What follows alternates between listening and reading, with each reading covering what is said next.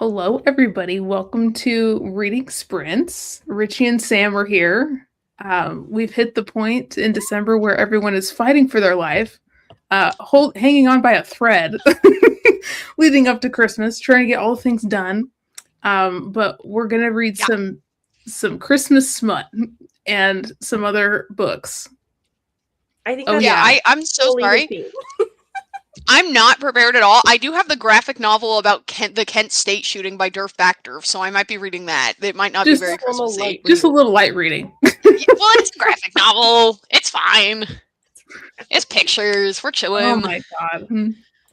So we got that, and then we got Sam's Frosty the Snowman smut. Frisky. We love to see I it. kept reading it as Fristy, like they just didn't want to use Frosty because it was like owned or something, and so I thought it was Frisky the Snowman, but it's Frisky, which makes a lot more sense. But that K looks a whole lot like a T. True. Crazy. I don't Guys, know I what started I'm a doing. new job a week ago. Yeah, what's going on with the new job? Good? We need to hear about Love it. it? Is it better? I'm on pins and needles. I need the tea. Okay, so I did get the assistant manager gig at the movie theater. So I am no longer at the No. coffee shop. We work at a movie theater now. It's pretty sick. My room is already full of posters. We're living. The problem is I'm starting a new job at Christmas. Yeah. Around So the release I of am Wicked. Oh, brother, I wish that Wicked was my biggest problem. Avatar 3 comes out on Thursday. Yeah. Oh shit. I'm in the weeds. And also I'm jet lagged because I went from working at from 5 in the morning to 11 in the morning to working from 6 p.m. to 2 a.m. So I am legit jet lagged right now. I am like I feel insane. Oh But my god. I do My like the job. theater It's very fun. closes, I think, Everybody's at really nice. midnight. Well, that's the thing is like the theater It stopped itself showing closes at midnight. Yeah, it stopped So showing I'm things at there until 11, but 2. then people Yeah. are in movies that are 3 hours Yeah. long. Yeah. Right. Oh yeah, they're talking to us about how they want us to do 11:30 p.m. showings of Avatar, that 3-hour movie. I was like, no, for sure. Make me stay until 4 in the morning during Christmas. Thank you, actually. Thank That's you. really cool.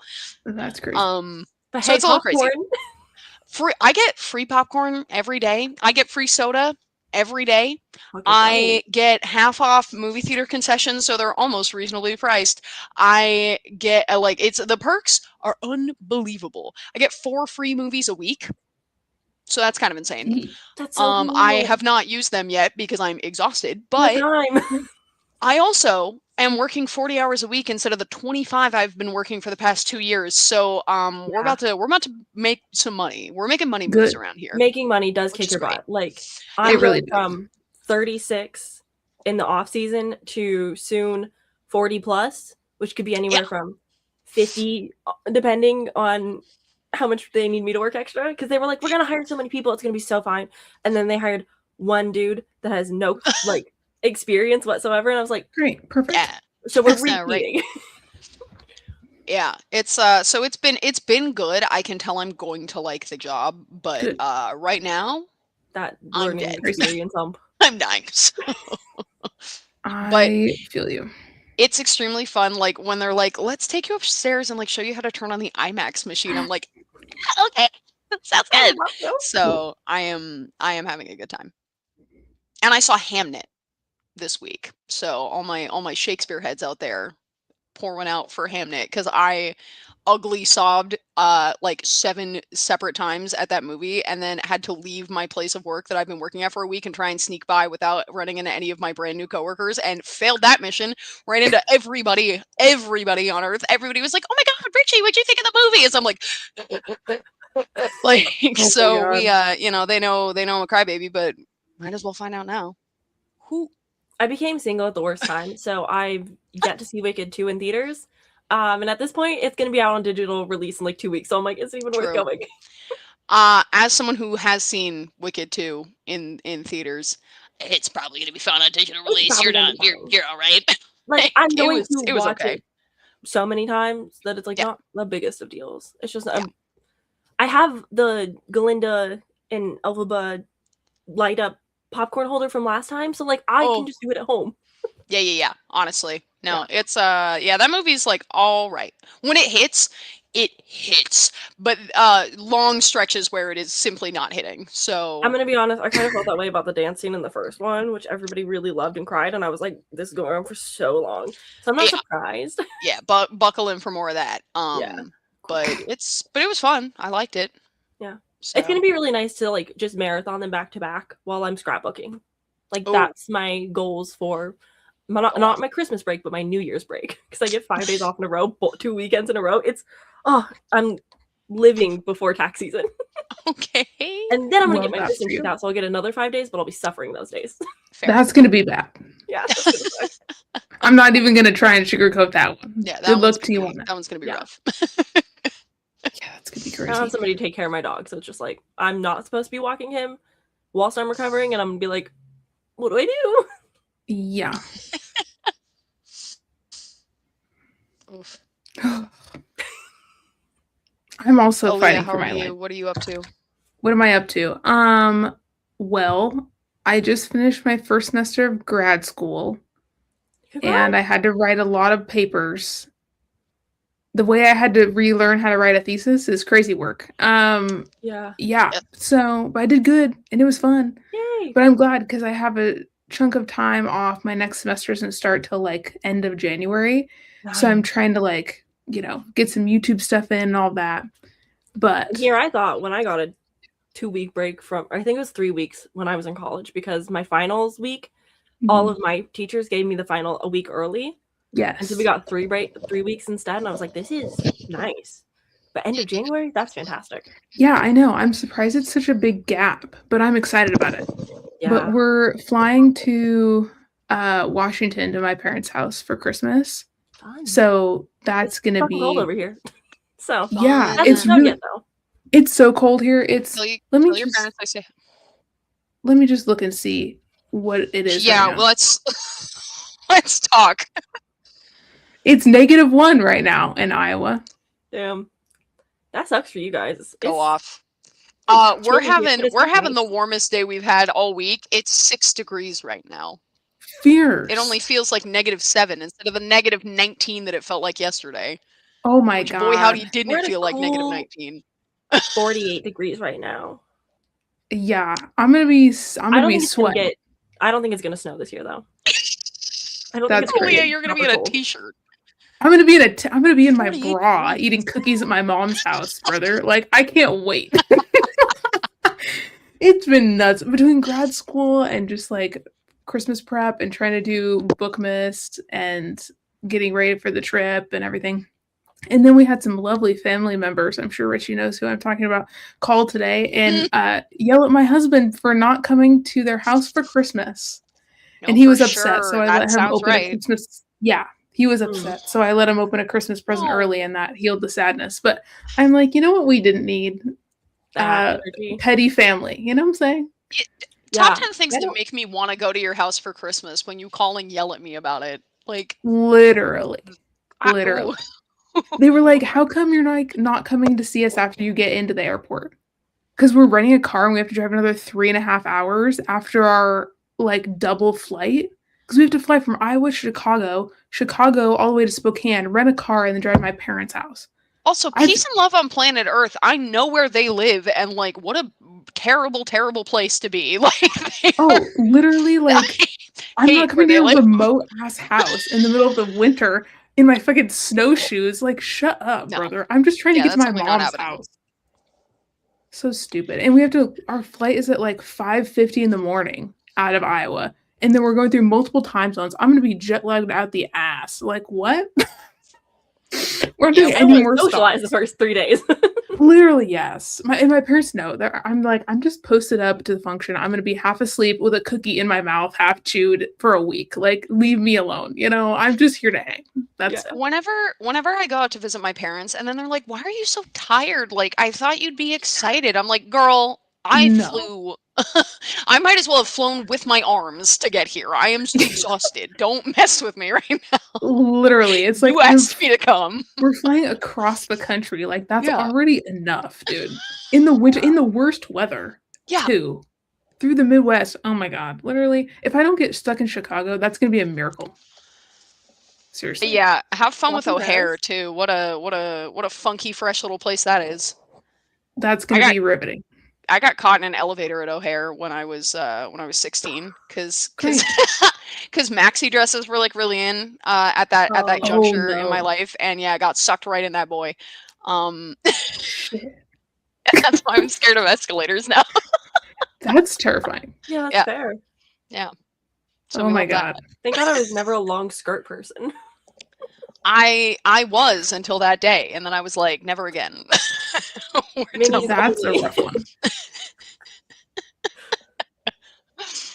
Yikes. Yeah, so I'll make sure not to wear my long skirt on the journey, just yeah, in avoid- case. Listen, you're going on a pilgrimage. You do not need the maxi skirt for that journey. Seriously, at this point, it's like, why don't I just take my horse and buggy? I'll see you next Christmas. How about that?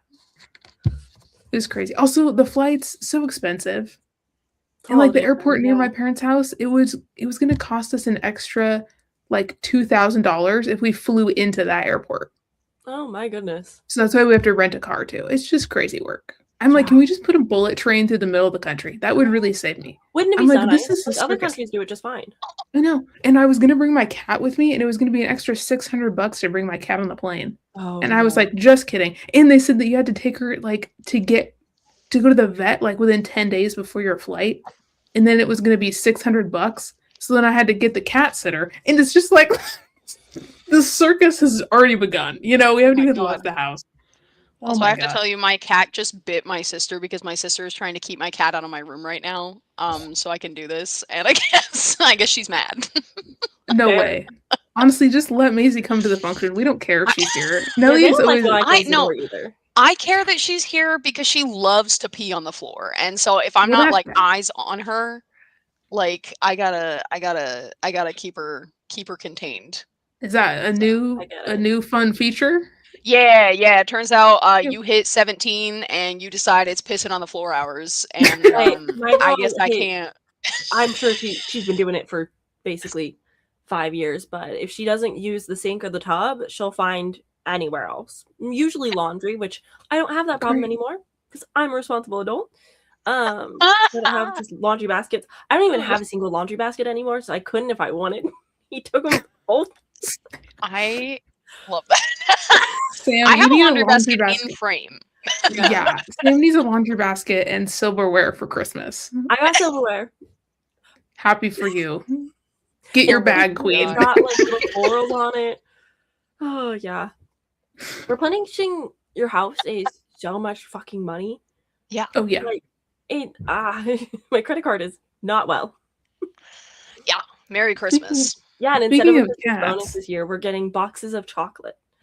Ooh. So I'd burn the building to the ground. Yeah. Sam, I would lose it. Yeah, I was like, can I say, by the way, so at the coffee shop, not to put the coffee shop I work for on blast, but you got time and a half one day of the year, and it was Thanksgiving. So if you worked Christmas Eve, if you worked New Year's Day, if you worked New Year's Eve, it doesn't matter. You weren't getting time and a half unless you worked Thanksgiving. Hi, baby. At the movie theater, your boy's getting time and a half 12 days out of the year. wow. Including like Juneteenth. Nice. Like, I'll work. Yeah, my job doesn't recognize that. Yeah. Like, chill. Yeah, we get holidays off. That's just nice. a flat 8 hours, which is annoying because it's like I work 9, so not cool, but whatever. But we get like the basic. I think we get 7 days off. Okay. Which isn't like my favorite because I'm like, if the IRS is closed, I feel like we should probably be closed, seeing as we're like kind of connected, but whatever. Yeah. But time and a half is very nice. I remember when I was working at Forever 21, I was like, yeah, I'll work Thanksgiving. I don't need to be with my family. Yeah. I'll work Black Friday. And especially with my family all living like 1,500 miles away, I'm like, sign me up, brother. More excuse to not fly home in the middle of winter. Yeah, I've told my parents point blank. I'm like, you will probably never see me for a holiday again as long as you live. I come out. If you want to see summer, me, fly out to me and rent a hotel. The way I have said that, my dad was like, I don't know, things are really stressful. I was like, okay, you went to South Africa last year, so I'm in Minnesota, so If you really want to see your children, you'll find a way. I live with my sister. You'd get 2 for 1. Like, Yeah, It's true. Yeah. so No, my mom would be the same exact way. She is ditching me for Christmas this year, which is kind of rude, seeing as I'm fully alone. But she's like, yeah, I'm going to go to my stepdad's family for brunch. And I was like, I don't want to be with those people. Like, I don't want that. And she's like, well, we can do dinner. I'm like, I guess, but is it not weird to spend Christmas dinner with your daughter? I'm opening presents at night? Weird vibes. ugh. Nellie said she Happy also holidays. thinks it's really weird vibes. Oh god, she's so beautiful. She is. She's having an attitude moment because she's got this new thing When is she not? where it's so true. She's really the princess. She's got this new thing now where when I take a shower, she doesn't like it if I shut the door and we're apart because apparently we're conjoined twins in her mind. Yeah. And every time I get in the shower, she goes and cries to my husband and throws herself into his arms and just bitches because I'm not there. And she's like, mother's abandoned me. You're all I have left in the world. And then I come out and she does this and she's like glued to me. I'm like, girly pop, it's been half an hour.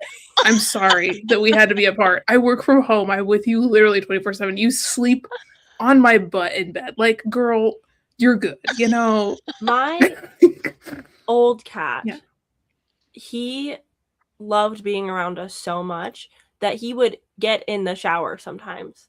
Like, he'd either be on the ledge, but every once in a while he'd get in the shower at the far end where the water wouldn't really hit him because your body's blocking it, and he'd just hang out. You're like, you don't want to be here. I'm allowed to shower in peace, but I will say my sister's cat loves her favorite activity because our bathroom door doesn't quite. I live in an old basement apartment. Our bathroom door doesn't quite shut. So she'll kick open the door and then she'll like run in and she'll stick her tail up between my legs. And every single time I'm like, girl, I'm gonna pee on you. You have to stop. Like, please go away. But no, she's not hearing it. So I was like, all right, sounds like the consequences of your own actions. My old cat too. Oh god, I loved him so much. If you were sitting on the toilet for too long, he'd come and like lay in your pants at your feet. You're like, I guess I'll just stay here forever. That's hilarious. He's like, I guess this is what we're doing today. Yeah. You just sitting here. Yeah, I've been trained to not touch my phone anymore if I'm on the toilet, just because I gotta be quick. He's not even around anymore, but I'm like, just can't do it. Cat got you trained. I love that. Honestly, yeah, having a cat is really something. Oh my god. It'll be interesting to see what Nellie does with the cat sitter.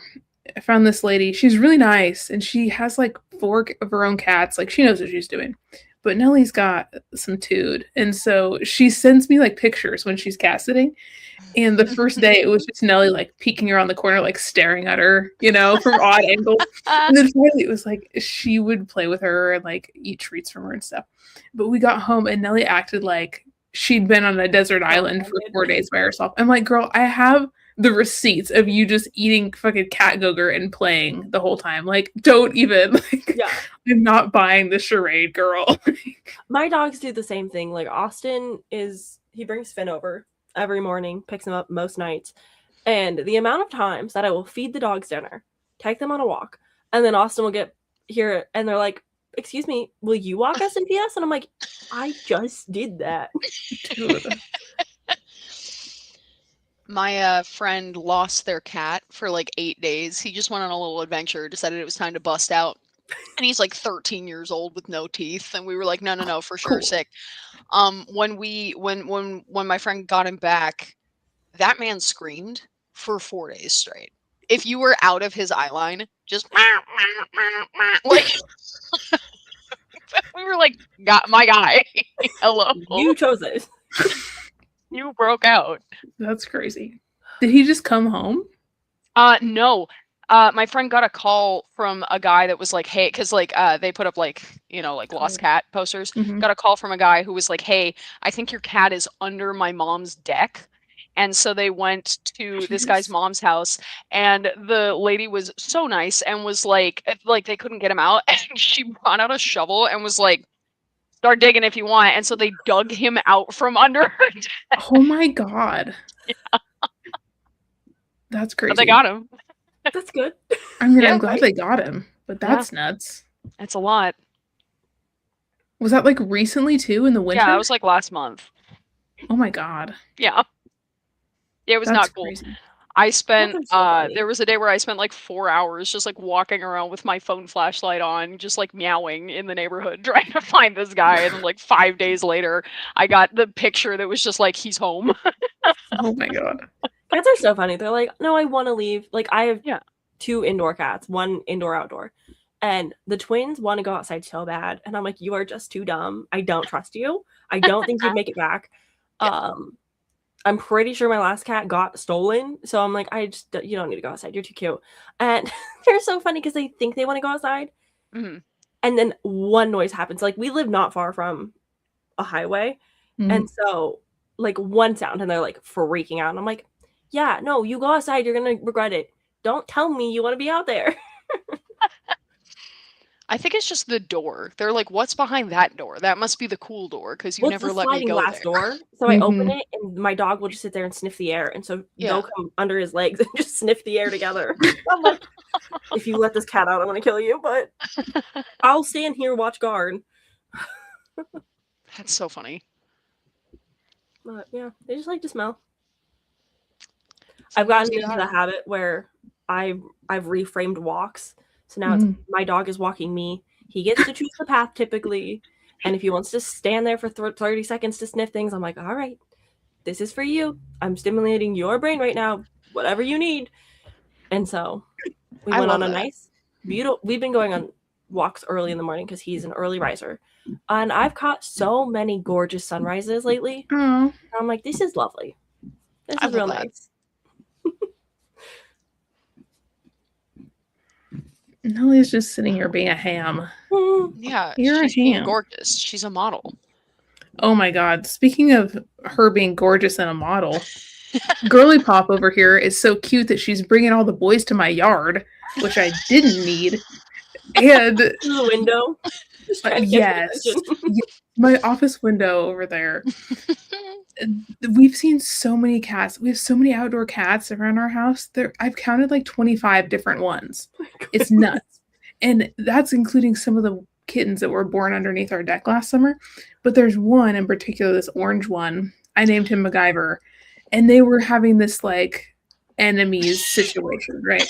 But he does this thing where he comes to the window like every morning. And I don't feed him. He just comes to say hi. It's so weird. And he comes and puts his paw on the glass. And if I put my hand up, he can hear me talk to him. And so we're like friends. And he and Nellie, I wouldn't say she's in love with him. He's in love with her. And she's tolerating him. With my cats. We have 2 black cats across the street. And I named them Romeo and Salem. Can't tell them apart. Never see them together at the same time. I know there's 2. That's funny. And all the time I'm like, stop fighting with your boyfriends. Yeah.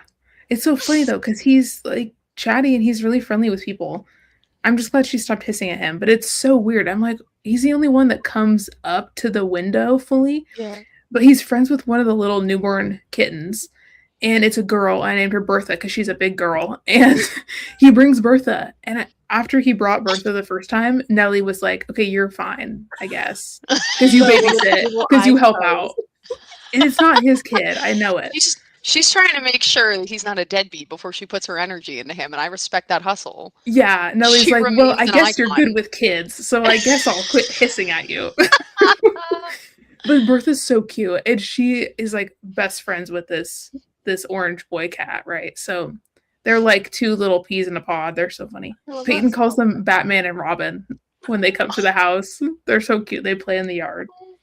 But I'm kind of like, I just want to bring them in my house. I know I'm not supposed to do that. Chill if they were just like we have the boys across the street, but I know they belong to the house across the street. So I'm like, I can't just kidnap you. Exactly. They would find out. And also, you don't get along with my cat half the time. So I can't do that to her. She needs a safe space. But at the same time, I'm like, I could take them. I know. I asked Peyton, I was like, so what if you just like give MacGyver some flea and tick meds and then like put a bow on him and that's my Christmas present? How about that? And he was like, no. And I'm like, look, please. But 2 more cats from outside. We just bring them in. They're nobodies. They don't care. They can live in the bathroom for the first week until everybody gets a little bit acclimated. Yeah. They're already friends, so you know they're going to get along. Yeah, I mean, they're fine. She's not hissing at him anymore.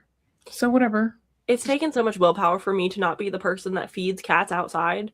Because I we have a literally house do down the sometimes. street that just puts out dry cat food, which is like Yeah. cool. We have a lot, fine.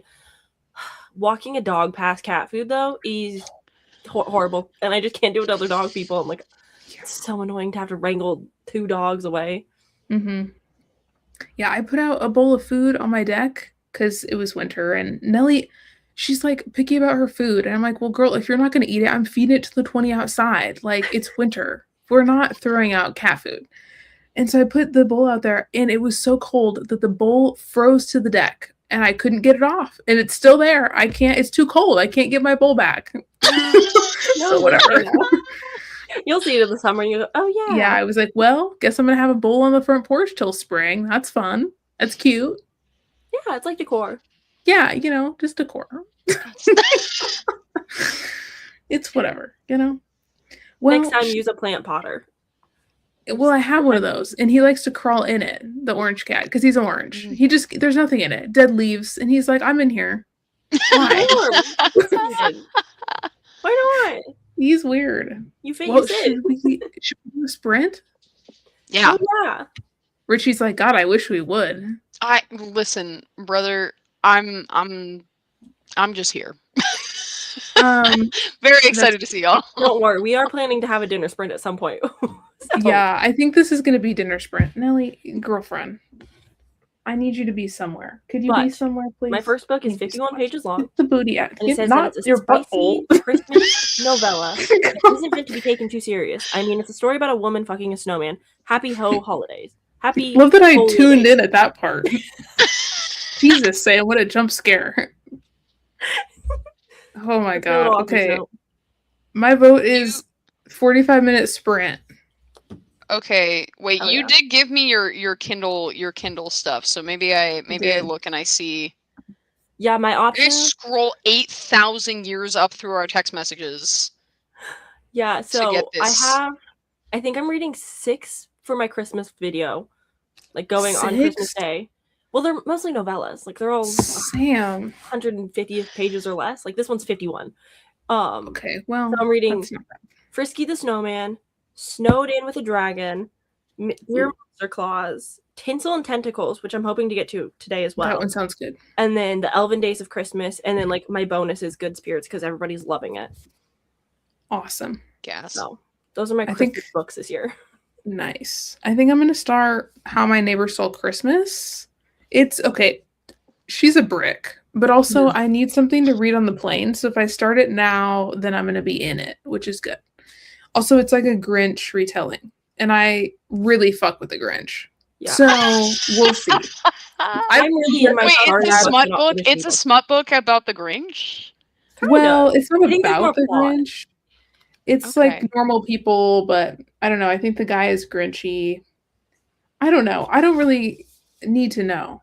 I just hope that there's smut, because if there's this many damn pages, then there better be some good spicy scenes in here. That's all I have to say about that. I also bought this yesterday, and somebody needs to tell me if I should read this. It's not Christmas, but it's called some long title. Why do they need to make the title so long? Violet Thistleway is not a villain anymore. Oh Girl, yeah, give me the I've spark seen notes of that title. everybody reading that. I saw this at the bookstore yesterday, and it looked really good. I think it was a book of the month pick, like early release, so a lot of people were picking it up. But everyone also really loves the cozy stuff right now, so it was just Yes. on release. Everyone was like, "This is the book." Yeah, exactly. I think it's definitely going to be like cozy fantasy with romance. Yeah, it kind of gives me this Princess Kills Monster vibes. I don't know if they're at all similar, but I loved that book. You did? I Okay. gave it a high 4 stars. Okay, that's good to know. I was thinking about picking that up during Pride Month, I think. Let me yeah. in. And then I was busy with the move and I didn't get to it. And I totally forgot, but I have the ebook. So I'm glad Yeah. you said that. I really liked it. I listened to the audiobook on a vacation. I was like, this is just the perfect vibes. It's so funny because like the main character is like this princess who has gone through so much typical princess stuff and then like meets normal people. And she's like, what do you mean? You weren't trapped in a tower for most like half of your life. And they're like, no, that's so abnormal. And I just love the like, are you good? What are you dreaming about? But I just really love the like satirical nature of that. Just being like, No, it's not normal. You were trapped in a tower. Are you okay? That sounds really good. Yeah. I haven't heard anybody else talk about that, so I'm glad that you said that. I need to re-add that to my TBR for It's a really good summer book. Yeah, spring summer book. So Okay. I'm Noted. Guys, I'm going on Libby? Libby because guys, I'm going on Libby. And I just searched available now mature content, and that's the only thing I'm filtering by. Brother? not a danger zone. It's What? totally What? fine. It's What? You don't library. want to read The Story of My Tits by Jennifer Hayden? Well, What's good? Oh, not the Doom comic. What do you mean mature audiences? oh my god. Terrifying. The Rakeess. Can't believe you haven't read that one. A Girl Rake? That's crazy. That does sound good. Okay, also, I want to tell you guys what I did yesterday. Was that yesterday? Time's a construct. I think it was. Sure I was really sick and tired of not having like copyright-free Christmas music that I could play like in the background of sprints. So I just decided to make my own. I've done that. What? And then I did it on private. And I got kind of into it. So anyway, what you're about to see is an Alea original. I just want to let you know. Oh my god! It's fresh off the press and it's private, so only for the sprints, which is fierce. No. Also, I'm guys, not I'm trying reading Holiday Sparks by Shannon Stacy. That's what I've decided. Okay. Oh my god. I love that for you. Okay, we're going to do a 45-minute sprint, folks. Beautiful. I'm going to get it going here. But Prepare yeah. your eyes, because this is going to be, really something. I just want you to know. Yeah, I pay for music, so I've done a couple ambiance rooms for my channel where it's like just nice little music and a cute little Canva graphic. Exactly. I'm excited. I can't wait to hear this. It's working. Cute.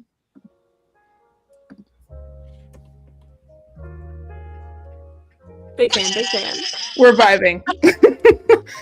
I put that snow in myself. I'm not trying. I'm done tooting my horn. Let's sprint.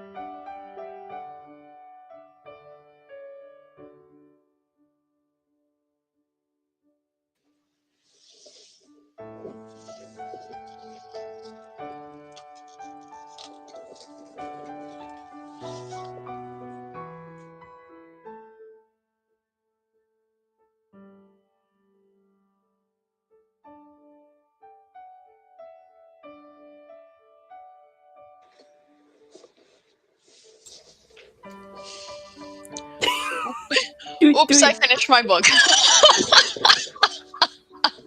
It was like 65 pages or something. Mine was 105. Oh, wow. I Um, made and ate an entire burrito. oh, hell yeah. And I finished my episode of Dimension 20. So, I love that. yeah, did not read anything, but I will this next time.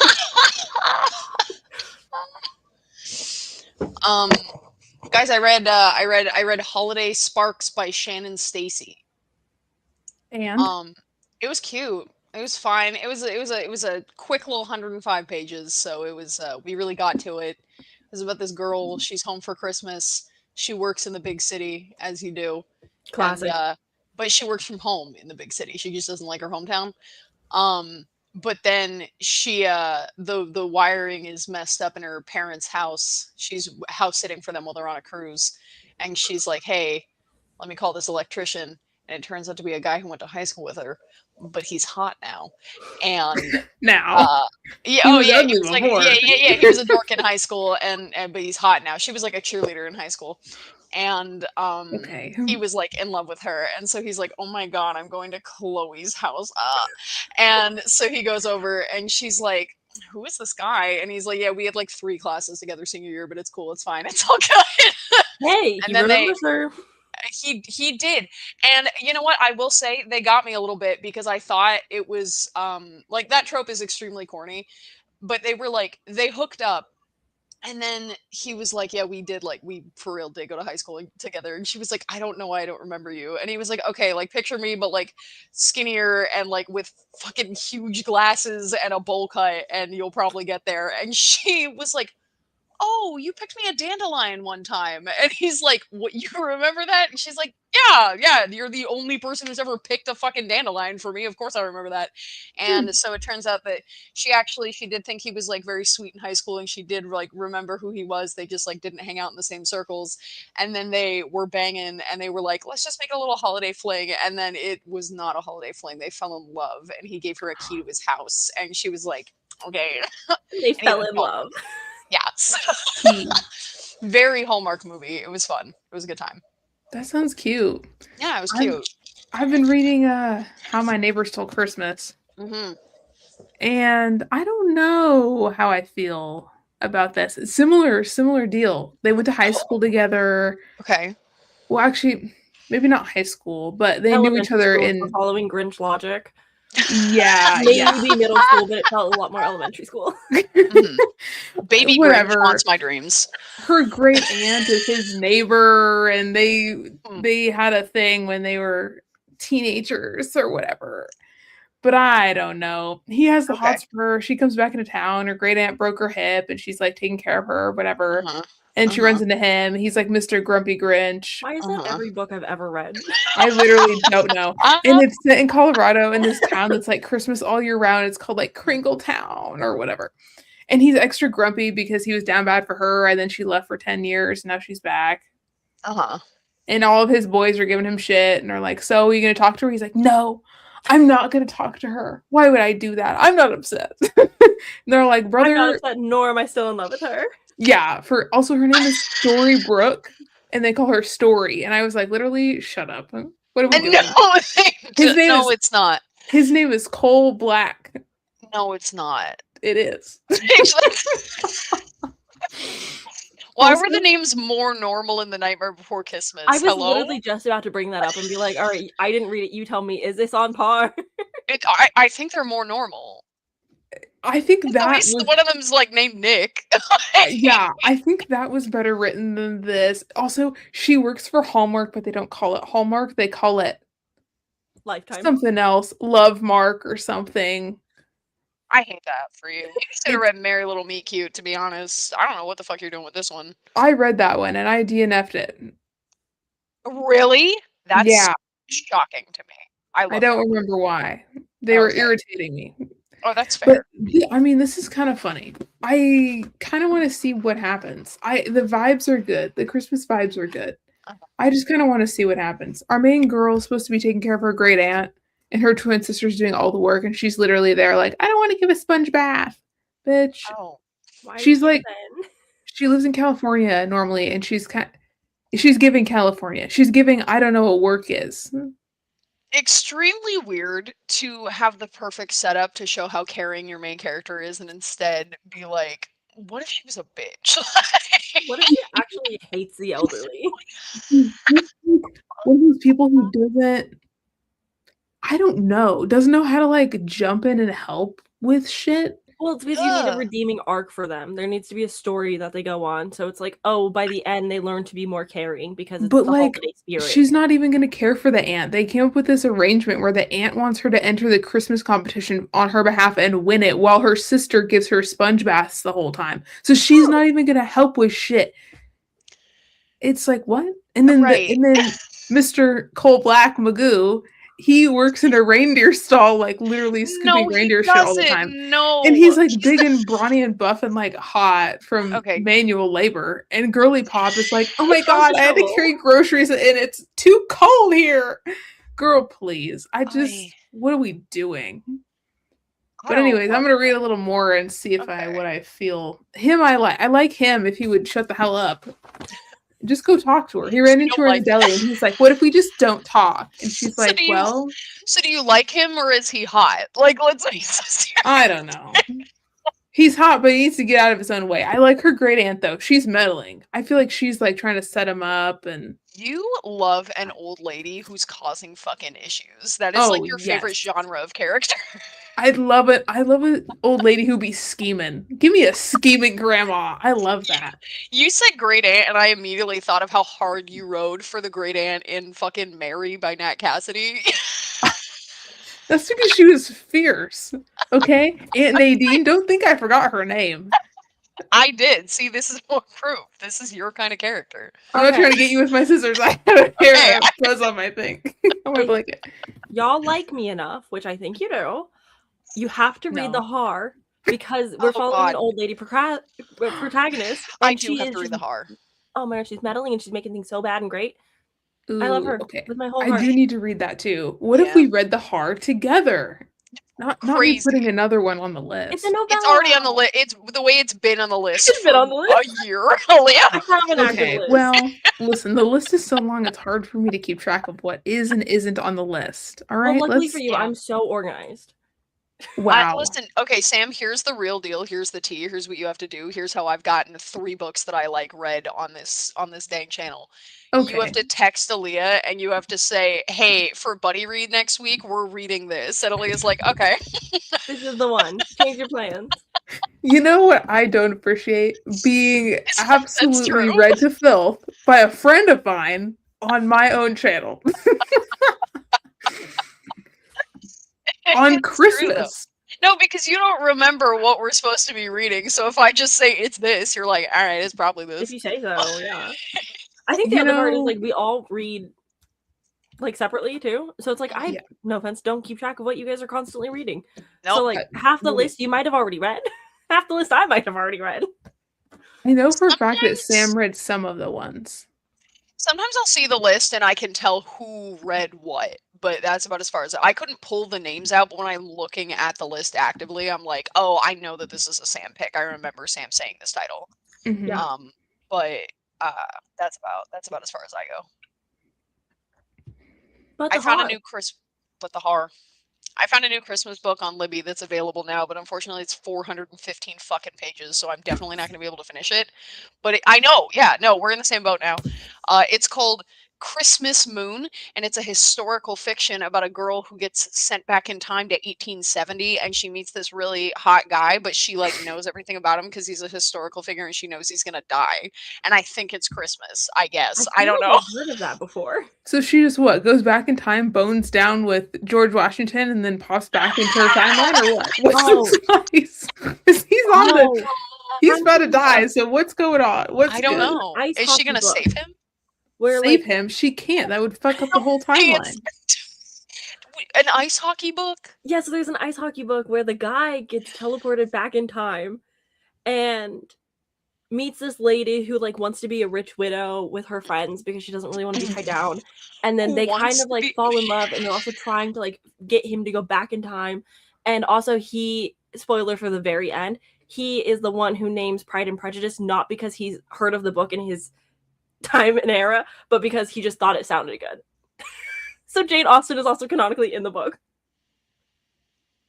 That's crazy work. You know what else I is feel crazy like work? that was worse hearing that than you telling us about the Shrek smut. I hated that. I hated every word that came out of The I Shrek think one you was can bad. read Reddit the video where somebody did. I don't remember who, but I watched somebody read it, and it's so funny.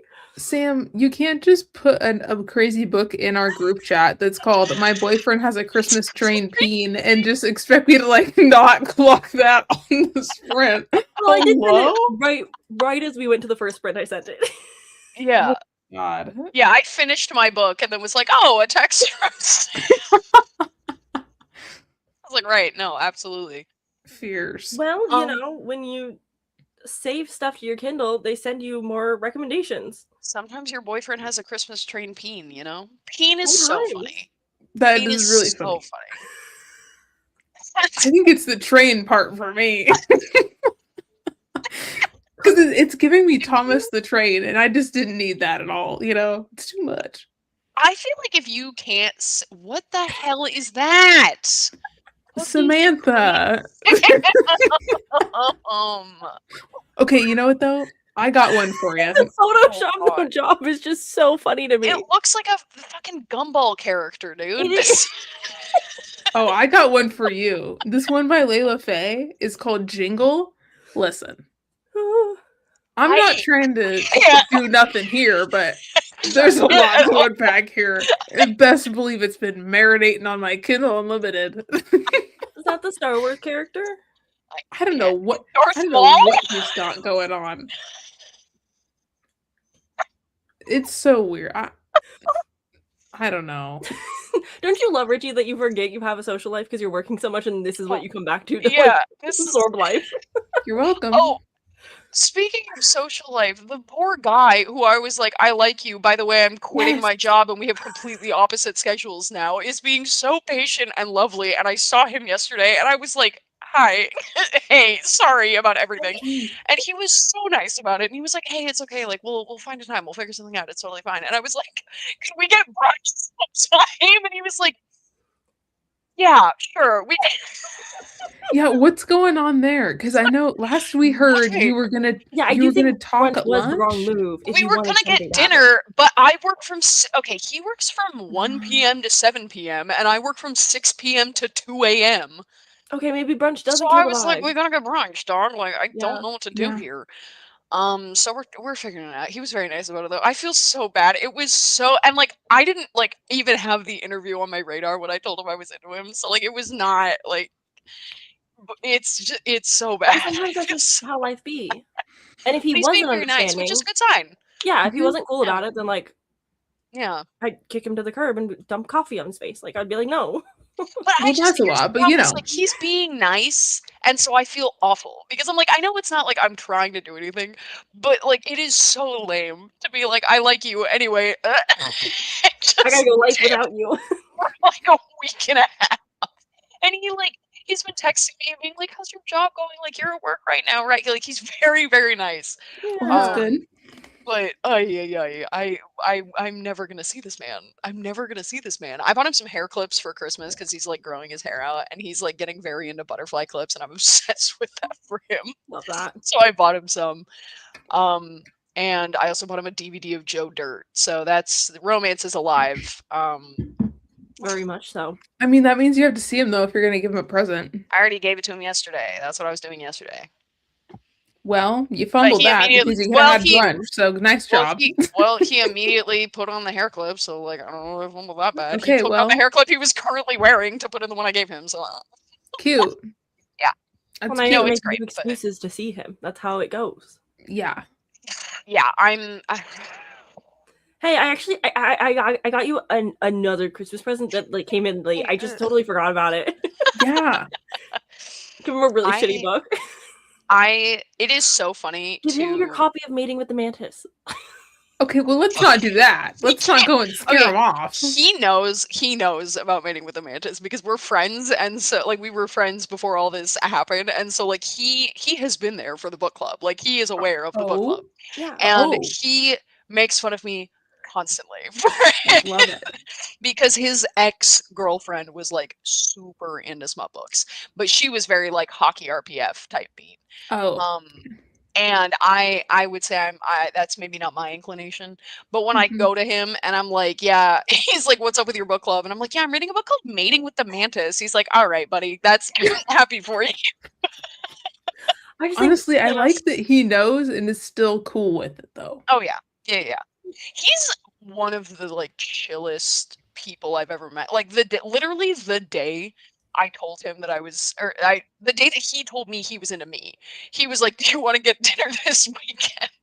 And I said, "No, actually, our other guy coworker wants me to go over to his apartment to meet his cat, so I'm doing that instead." And he was like, "Oh, sounds fun. Tell me how it is." yeah. Like he's No, it's very reasonable. That's a reasonable person. chill. Like Yeah, the so we bar love for that men him. is in hell, and that is like not He- being weird about a date not happening at a certain time. Low bar. He, Mhm. I don't know if I've ever said this tale on stream, but the insane guy who I was talking to last year, Alea, who was Oh, I'm just terrible news. yes. He at one point I went to this guy who I'm talking to now. I got to come up with a fake name for this man because I am not trying to continue to just call him Rufus. this. Rufus, great. So I went up to Rufus and I was like telling him all the tea, and I was like, "Listen, like this is what's going on. Like I don't know. I was like, I feel like it's kind of weird, but I don't really know. I can't really tell. Like I feel like he's not trying to be weird, but it's still weird." And he literally looked at me and he went, "Okay, the next time that he does something and you're not sure if it's weird or not, think to yourself, what would Rufus do? Would Rufus do this to me?" And it has worked like a charm ever. Like honestly, I love I that. guess. Setting the So- standards for men. Yeah. Not him setting the bar of like, I'm here, this You know guy's what? down here. Maybe don't go there. You know, we don't got to do that. find I somebody- like Rufus already. I don't I know know. Rufus, but I I like think Rufus. you'd like him a lot. I like him. You know Yeah, who I didn't he's like? cool. The other one. Remember when I was like, this guy seems weird, and you were like, yeah, and then it just got worse from there.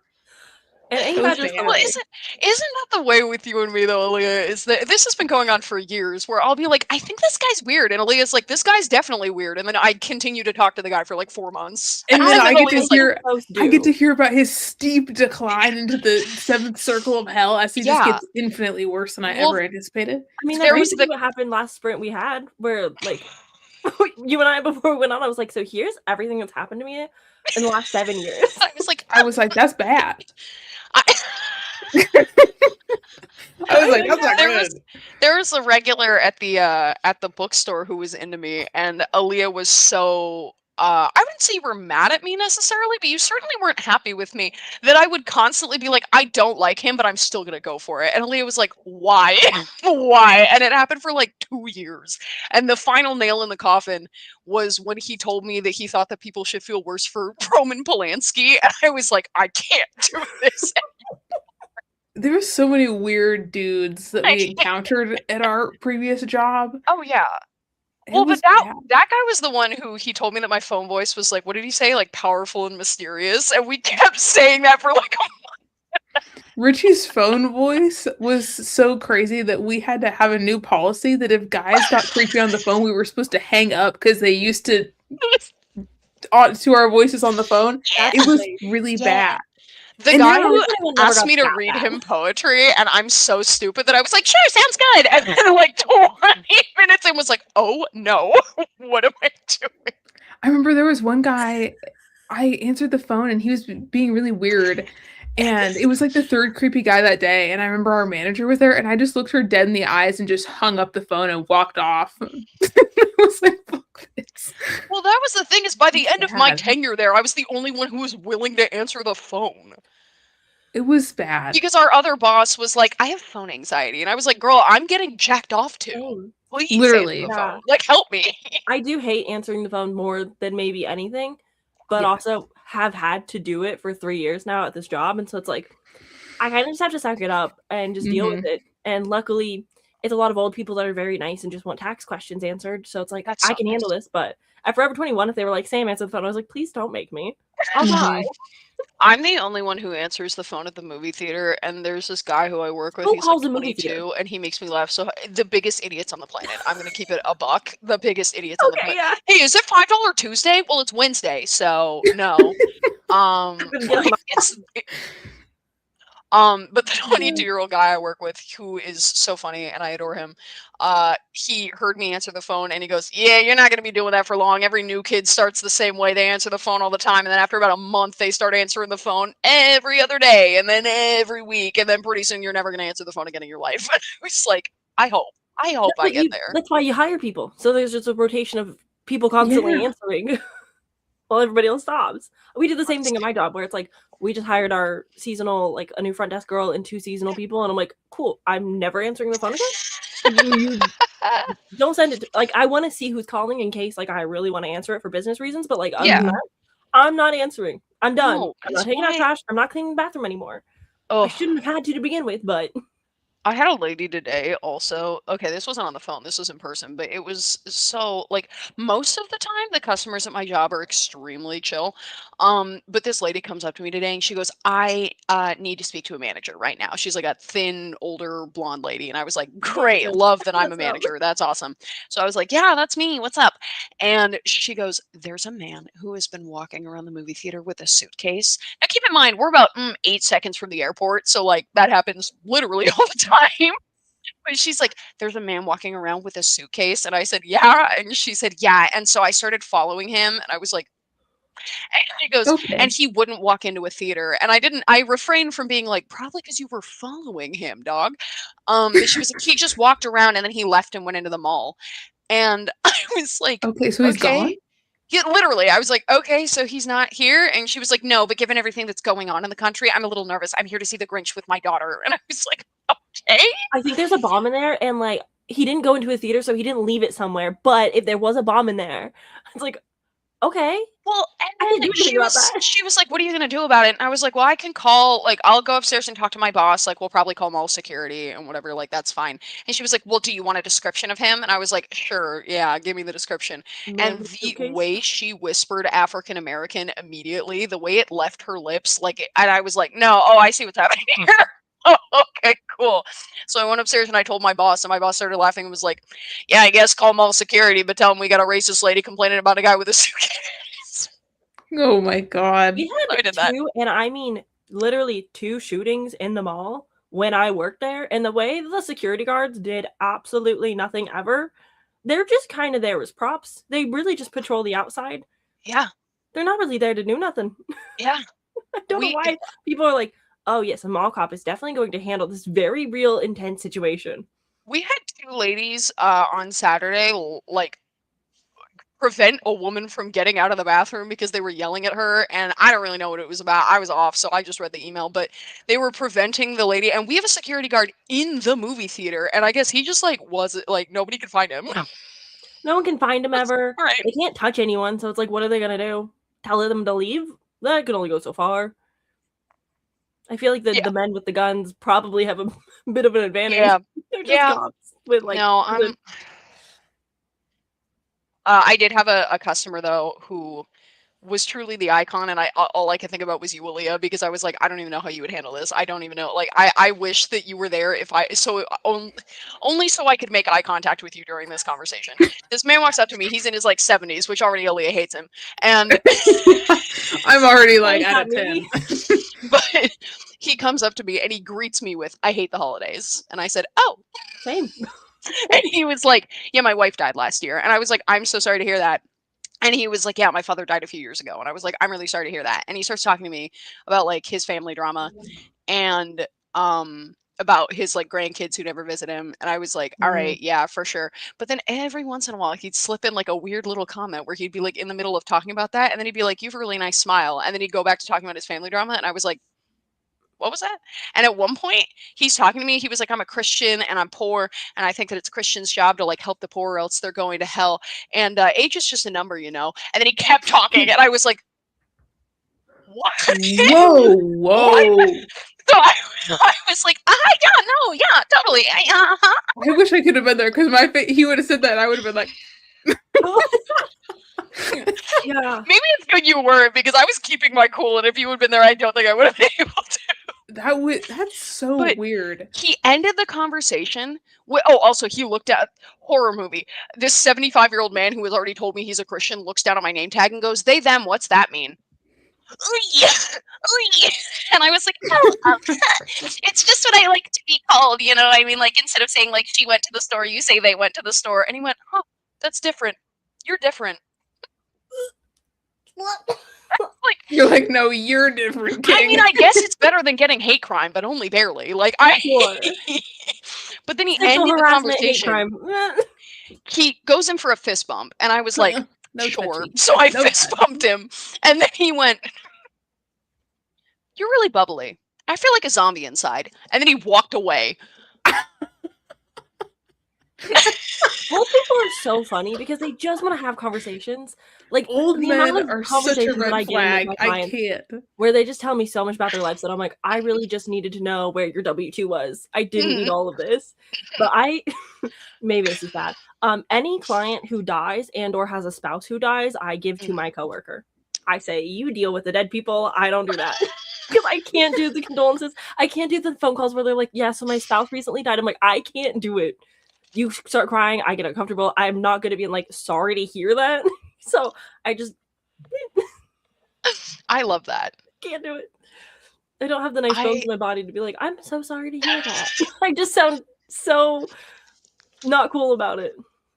I love how the guy said he feels like a zombie inside. Yeah, I literally you needed to keep more of that inside. This is not a therapy session, King. This is the movie theater. Yeah. Hello?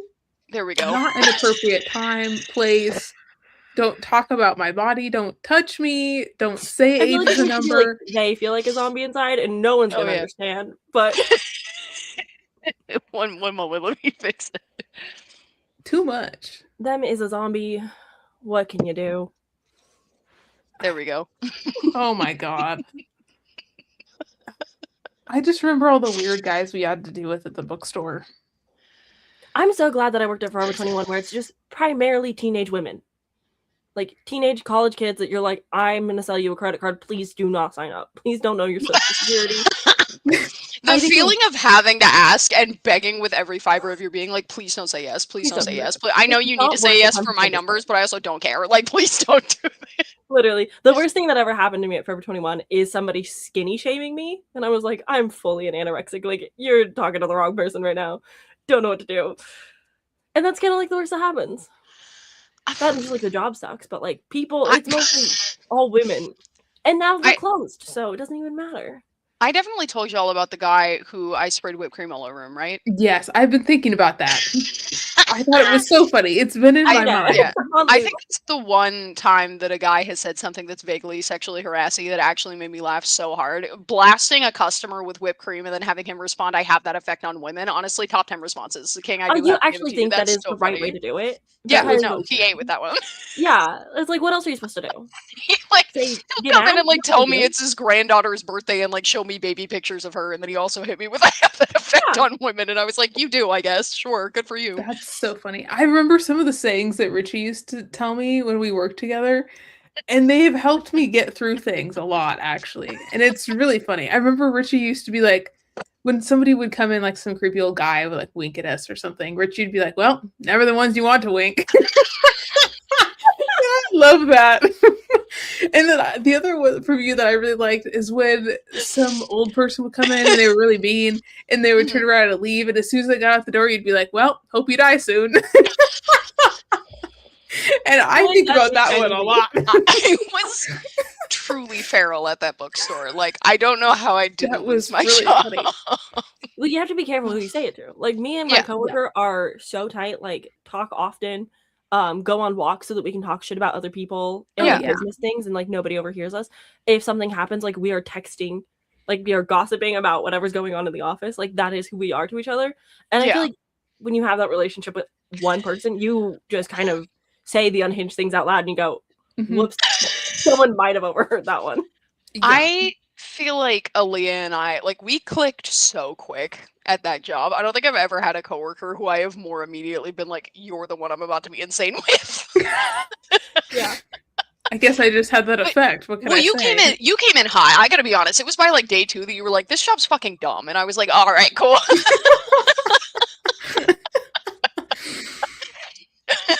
Yeah, I don't get attached to anybody who comes into my job until they're like there for the long haul. Mm. Because we get so much turnover, especially with the front desk positions, that like my coworker got hired 2 years ago for the front desk. We were like friendly enough, and then she was asked to stay as a tax preparer and like get her license and stuff. And then I was like, "And now you are my friend, and I'm keeping you, and we're Yeah. gonna go talk shit about this place." Yeah. And that's my therapy walk. Yeah, you gotta I- have that. You weren't there for very long at the bookstore, were you? Mm-mm, not It was really. like, what, 7 months or something?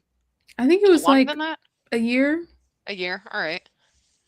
I guess I was there. I guess I wasn't there that long either, to be honest. I don't know. I You feel were like there I was there before me way and longer after than me. you. Yeah, I started February of 21 and I left May of 23. So, a couple of years. And then you were like right in the middle of my time. Mm-hmm. Yeah, we have a new coworker on my team now, and she just started like a few months ago. But same energy of like, she came in kind of hot. It was like, "Oh, I see the problems," and it's so funny because sometimes we'll have a meeting or something, and then we'll end like the call, and she'll call me and be like, "Can you believe this?" And That's She's kind of my funny. new coworker. Her name's I Sage. send her funny gifts. It's great. She works Good the shit. front desk now, and almost like I think it was day 2. She came into the back room to train because we were setting up new computers in the front and stuff. And she starts doing these training videos, and me and my coworker just like hop and skip away from each other. So we talk like over the little cubicles a lot. Mhm. The way she was just overhearing us and very quickly was like, "Oh, I see the vibe. Yeah, I'm gonna stick with you guys." And we're already talking shit about the men that we've hired that have not even started. On site, have not seen their faces, and we're like, "We don't like you." I have a coworker now who literally so obsessed. She's 31 and she's a lesbian, and I've never been more happy for someone to walk through a door in my fucking life than when she walked through the door and said hello for the first time. I was like, "Oh, thank God. Oh my God." But her girlfriend comes and hangs out at the office and it's delightful.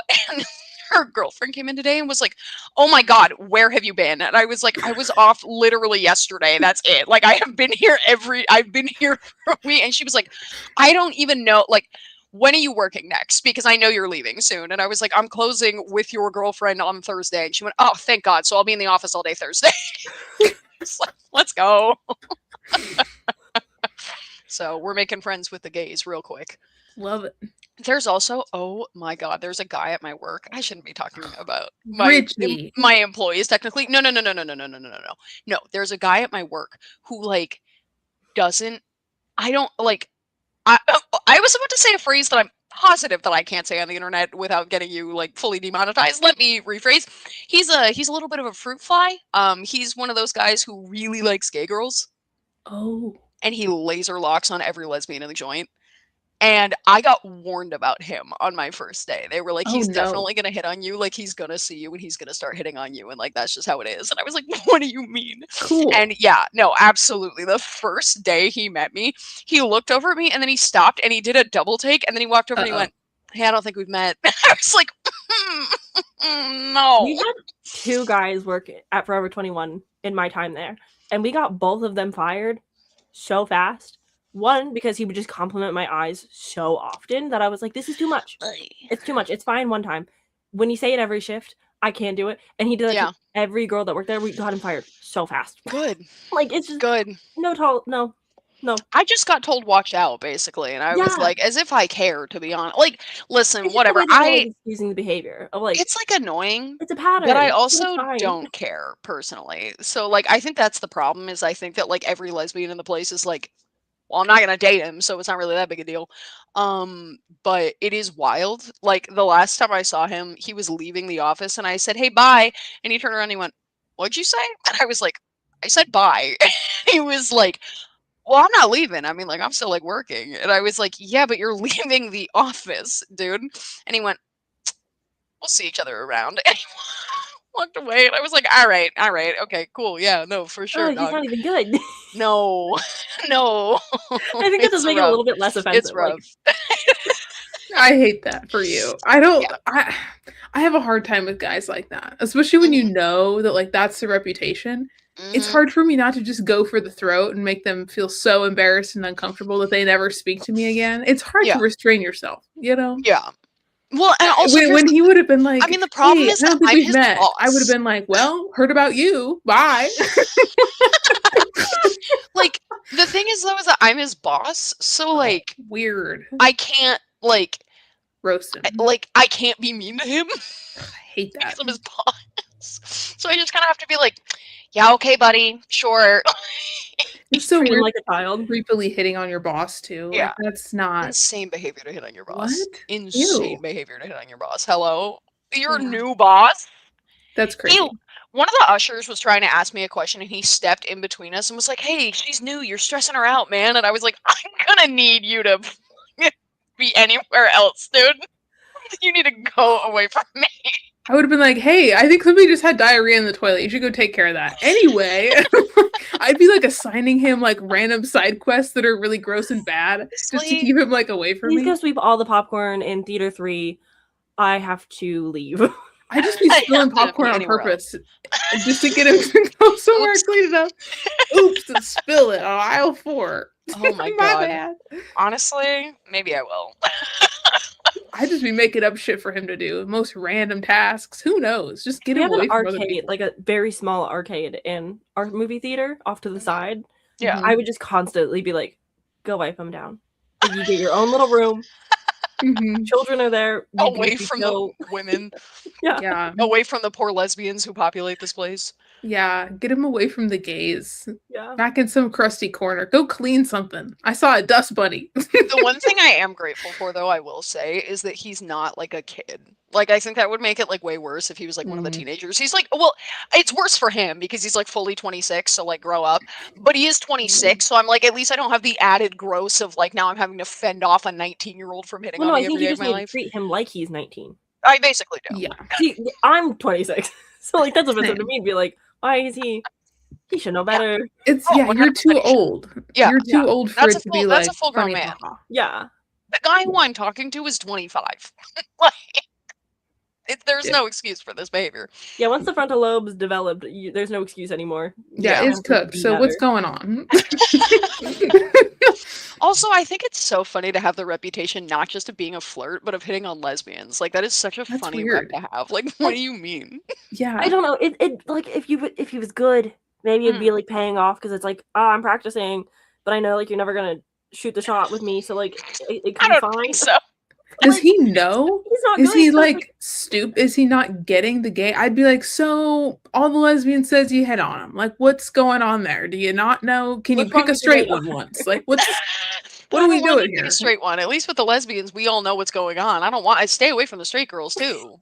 Leave them alone. At I least just I know I'm don't- not going to date you. I just don't get it. It's like, you have no shot. Like, save your breath, King. Like, what do we go hit Introduce on him to somebody who Rufus and be like, cares? you need to start asking yourself, what would Rufus do? If you want to be a man in this place, Real. you gotta get to know Rufus and you gotta learn You something. I'm going to have Rufus posted up at the office.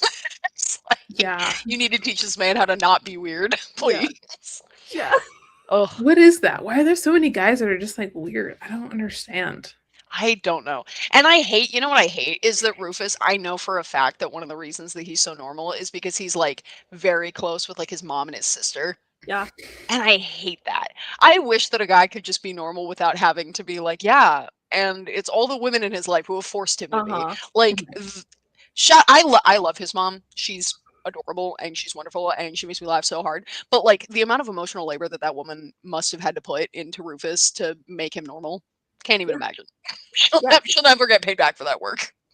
Yeah, my coworker has a 16-year-old son and 2 daughters, and she's always like, yeah, he's just so nice and polite and all of these things, and he's not like his friends and these other guys that he goes to school with. And I go, yeah, because he has 2 sisters that when his older sister started her period, he immediately was like, Mom, we have to go buy chocolates. Like, he's just a sweet kid because he's been around nothing but women. Yeah. Like, no father figure, just women. Yeah, I don't know. It seems like it wouldn't be that hard. Like, listen, as somebody who's interested in women, it's simply not that hard to be normal to them. It's really not. Like, it's really not. You can so be normal. Can so be normal. It's not even normal. It's like, just be nice. Just be a person. You can just be like friendly. That's it. Like, not like overly, just like be kind. The bar is so low that it's like you don't even have to be cool. You just have to be not the worst.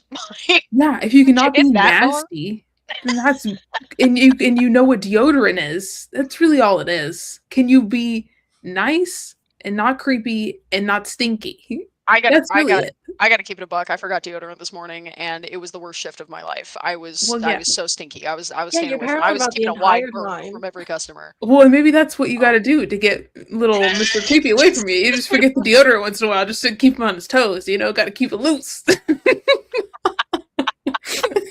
You just really scoop that popcorn.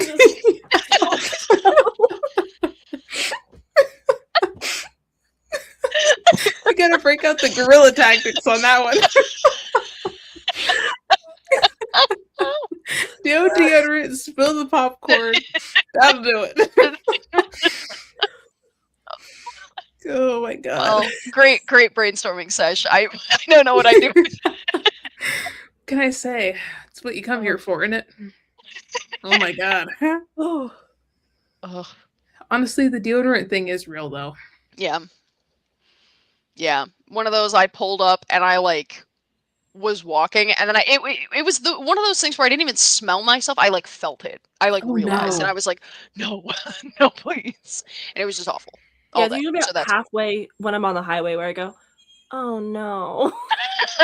I need to start, like, I would love to say that I could start keeping some in my car, but when it's -4, I can't. Either frozen or I can't do anything. True.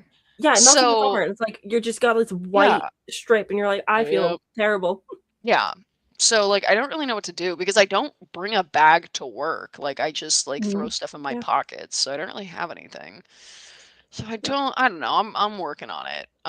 Because it doesn't happen all the time, but whenever on the rare occasions it does happen, I'm like, this is the worst day of my life. Yeah, deodorant's one of those few things that I'm like, I love when somebody offers. I do not want to go anywhere near somebody else's deodorant. I simply can't do it. I would love it so bad. I really mean this, and this is probably gross, but I would literally rather forget to brush my teeth than forget to put on deodorant. Like I cannot, like, at least with brushing your teeth, like your mouth is gonna feel gross, but you can chew gum and fix it. When you forget deodorant, it's like True. it's everybody's problem now, babe. I'm We're all in it together. like, hey, it's a group issue all of a sudden. Oh my god. At least I work from home, so I don't have to worry about that. I love that for you. Nobody can smell me. Yeah. I also love nothing. your sweater, by the way. You look Thank adorable. you. I stole it from my mom a long time ago because I thought it was ugly, and I wore it to an ugly Christmas sweater contest. And then I was like, actually, this is a fierce sweater, and I'm keeping this. And then you hit your grandma era, and you were like, no, this cooks. Dude, literally, I got married and then immediately became a Well, grandma, and now I look like this, and I crochet all the time. And I went from like 25 to 85 in like Yeah. 6 months. It was great.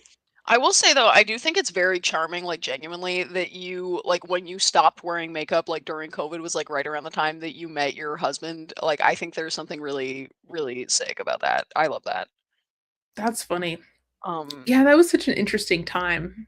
I look at pictures of you from like pre-COVID, and I'm like, who is that? Like, who is that? I Like, you look know. good, but like, who is that? Stop yelling at Hello? What a baby! Oh my god. Honestly though, Richie, you're so right. Me Yeah. pre-COVID was Yeah. I don't know. I You were used to putting in the wear time. I was doing the most. I don't know why. It was I like feel like push-up I wear bras and makeup more than you makeup, now. and I don't know what was going on there. Yeah, Most I'm of the time, I don't even wear makeup to meetings. I'm lucky if I'm not in my pajamas. I'm like, listen, I'm here to Good for find the you. rich donors. That's it. I don't need to look good. They're not going to see me. It I've been doesn't. big time into wearing men's pants lately, and especially with this new Mhm. job where I have to wear black pants, I'm wearing like men's dress pants almost exclusively now. It's kind of been going crazy. So I that's love my that for era. you. Yeah, it's I've pretty been sick. exclusively wearing sweatpants I love that. from Depop. So See, there's that. I'm a little bigger than I was. I don't know why I covered up my microphone. I'm a little bigger than I was when we worked together. Well, Which needed to happen if we're being yeah. completely honest. I was deeply ill when we were hanging out, Yeah, but how's that going? I'm chilling. I'm doing better. I Good. think taking 2 years to only work 25 hours a week was actually like an extremely good call, and I think that Mhm. now moving to a job that is like in large part an office job is helping even more. So Good. I'm doing good. But none of my clothes from that era fit, obviously. So all No. of my cool, cute librarian fits are lost to the winds, and so I have to kind of come up with a whole new style. And, we're, right now, I'm wearing a Hawaiian shirt and men's slacks, so that's where Well, we're at these days. there you go. Honestly, a lot of my stuff doesn't fit either. I feel like I fluctuated. I actually like gained weight around the wedding because I was eating a lot of Nutella and I was stressed out. And then I moved out here and now I'm like, wait, why am I skinnier now? I didn't do anything different. I ate I less will Nutella. That's it. I will say I'm getting the collarbones back in a big way, and I don't really know what's going on with that, but that's kind of That's going interesting. crazy a little bit. So but I'm not like I haven't lost any weight. I just have collarbones again. So don't really know Yeah, where that weight is going. it's weird how It's got to be somewhere. as you like are aging, the body just like fluctuates by itself, and you're like, Yeah. I'm just living and working and breathing, Just and here. it's just I don't know what's Sometimes doing I look something. in the mirror and I'm like, who's that? Same. Yeah, the other day I looked in the mirror and I was like, why am I thinner? What the fuck? I was like, why my stupid pants don't stay up? It pisses me Yeah. off. I don't Yeah. know what's happening. I don't know. Dumb. I don't get it. It's something. But, It we're really is living. something. It really is I think something. I think you have this problem maybe to less of an extent than I do, but I think that you will also relate to the problem of like it does not matter how skinny I am, though I will still have this round ass face. Like I will never lose Oh, her. Like this is gonna happen no yes. matter how skinny I am. It happened when I was 120 pounds. I'm 5'9". Like it simply will not get rid of the double chin. And good for me, I guess. It's That's true. just my life. That's how I feel about like the thighs and the butt. It's like even when I was dying of pneumonia that one time, guess what? Hmm. Still had the booty. Like that's just a permanent feature. Like doesn't matter what I do. That's just how it is. I don't whatever. Yeah. Some of it's just genetics and some of Yeah. it's not. It's also I'm kind of glad I don't work in the office anymore because sometimes the other women would like make comments about my body. And I was like, I don't need that. Especially in the era where a bunch of them were having babies at the same time. And they were like, you're so thin. I'm like, well, I'm not 9 months pregnant. So yeah, you're growing a baby. That's you and another one next to each other. Like, let's be realistic about this. I feel like this is maybe my hot take for the day. Women and gay men are too comfortable commenting on women's bodies. I'm like, why are you talking about me being thin? general. We're trying to plan an event. Can we get back to the subject at hand? Like, Yeah. I don't get it. They're like, you're so small. I'm like, well, I don't know what to tell you. I haven't had a kid, so what are we? Apples and oranges here, people. We're at the office. Like, I don't get it. It's can weird. Imagine. I don't think I've ever made a comment about your body in my life. Like, we worked together for a year, and I think I managed to, as a gay person, escape making a comment about your body. Unless it was something like, you still shitting, bruv, you stop eating those potatoes. Like, I've never been like, yeah, unless it's about like literally, unless it's like you know, like with Noelle, I'm like, did you eat cheese? Are you okay? Like, what's going on there? Like, you sure you want to drink that milk? Did you have a lactate? You know, that's not even a body thing. That's like more of a like, are you gonna shit your pants today? You know, that's what I'm worried about. Are you okay? Yeah, I just couldn't be me. I'll comment on people's hair. So here's my thing, is that I learned a long time ago, and I don't remember where I learned it, but like, thanks to whoever taught me this, to not comment on things that people don't decide about themselves. Yes. So like, your hairstyle, I'm fine commenting on. Your sweater, I'm fine commenting on. Your hips, not my business. Absolutely, yes. Yes, for sure. The amount, like, it's rarely ever body comments, but it's usually, oh, you have really pretty eyes, or your smile. People love to talk about my smile, and I'm just like, thank you. I don't know what to do with that information. I'm glad you like it. Yeah, I'll keep doing it when I want to, but if this is a weird like invite to be like, keep smiling or smile more, it's not gonna happen. People used to tell me all the time I had a really small nose. Which I don't think I do, but also it's like a weird thing to say, because like, what am I to say to that? Like, thanks, maybe? That's strange. I grew it myself. Like, I don't know what to say. That's what I was gonna say about the teeth thing. Like, thanks, I grew them. Like, what did you say? At least for me with the teeth thing, I can be like, thank you. My mom spent a lot of money for me to have braces. She cares. She invested in these teeth. She cares deeply for them. Yeah. There you go. That's all I got for you. But even then, it's like, what a weird conversation ender. Like, when I say I like your, like, something about your outfit, or I like something about your hair, you can be like, oh my god, yes, I got it here. I did this with it. Like, my hair looks like garbage today, but I do have a mullet right now that's like pretty. It's looking pretty good. It's a pretty good mullet, and Mariah cut it for me in her kitchen the day before I started work, which was awesome. And so when I've been getting compliments on the mullet, I've been able to be like, my best friend did it for me. But that's a thing I chose. Nothing more than when you're at a rave or a concert and you're passing by another girl and she's like, oh my god, I love your outfit so much, and you don't have time because you're rushing through a line of just a full wave of people, and you're like, I don't even know who just said that to me. But it's better than like, oh, I love your outfit, and you go, thank you. I like yours too. I really fast, like, you're so pretty, and then you're like, thanks, you too. You don't even know what they look like. I will say my favorite comment I've ever like received at a bar in my life is one time I walked up to a girl at a bar and I was like blasted, and so was she. And I walked up to her and I went, oh my god, your highlighter is so pretty. And she went, oh, thank you, cheek fillers. You're an icon. I'm obsessed with you. Actually, you're the best person who's ever existed. Honestly, though, that stuff is so wholesome. Yeah. I like complimenting people's nails if they have like cool nails. Yeah. Because I like, that's one of the things, like, people get so hype if you compliment their nails when their nails are like really cool and intentional. You spend $1,000 on them, so it's like, dude, that kind of stuff. Not like, oh my god, you're so skinny. Well, maybe I forgot to eat because I'm busy as fuck. Anything else you want to say? You're pregnant. Like, can we move on, brother? Like, what's going on with You're looking very pregnant today, ma'am. Well, yeah. And what am I supposed to say? Like, I'm not going to comment on your body. Like, that's weird. Your pregnancy glow looks so good on you. The way I was just going to say, if I ever get pregnant, which I'm not going to, but if I ever get pregnant and one bitch says you're glowing to me, I'm throwing hands. me and the baby are about to square up with this lady. Like, it's not happening. That's such a No, weird yeah. thing to say.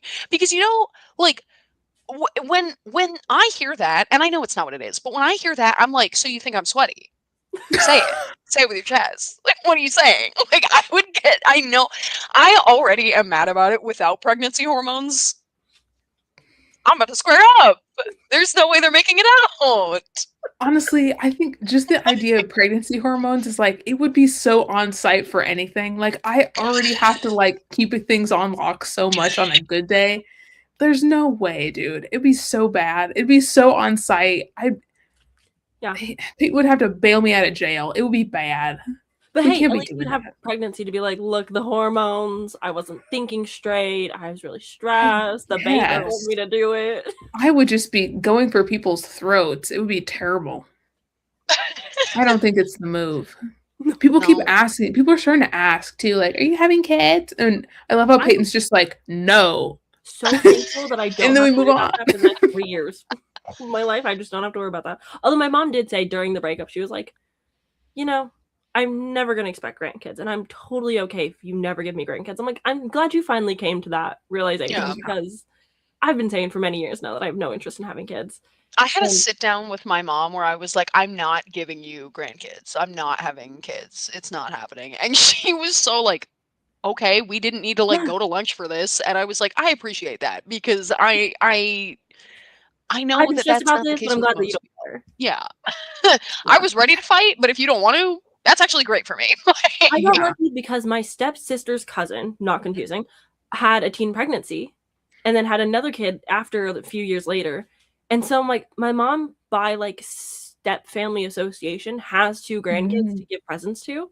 Yeah. So it's like, she's fine.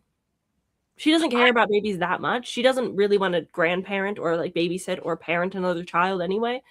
So I'm like, best of all worlds. You get to see I my also- dog, and I don't have to do that. I lucked out because my brother is so much younger than me that like whenever my parents, like my dad will sometimes be like, "You gonna give me a grandkid?" And I'm like, "Let your kid get out of middle school first, King." Like, how about that? How about he passes 8th grade and then we'll talk about grandkids? Like, That's really funny. it's true. He's 13 right now. You don't need a grandkid. You got a kid. Deal That's with a good him. point. Yeah. Good point. I've never had the baby fever thing or nothing. And Oh, I did. When I my went with the doctor, it got coworker, crazy.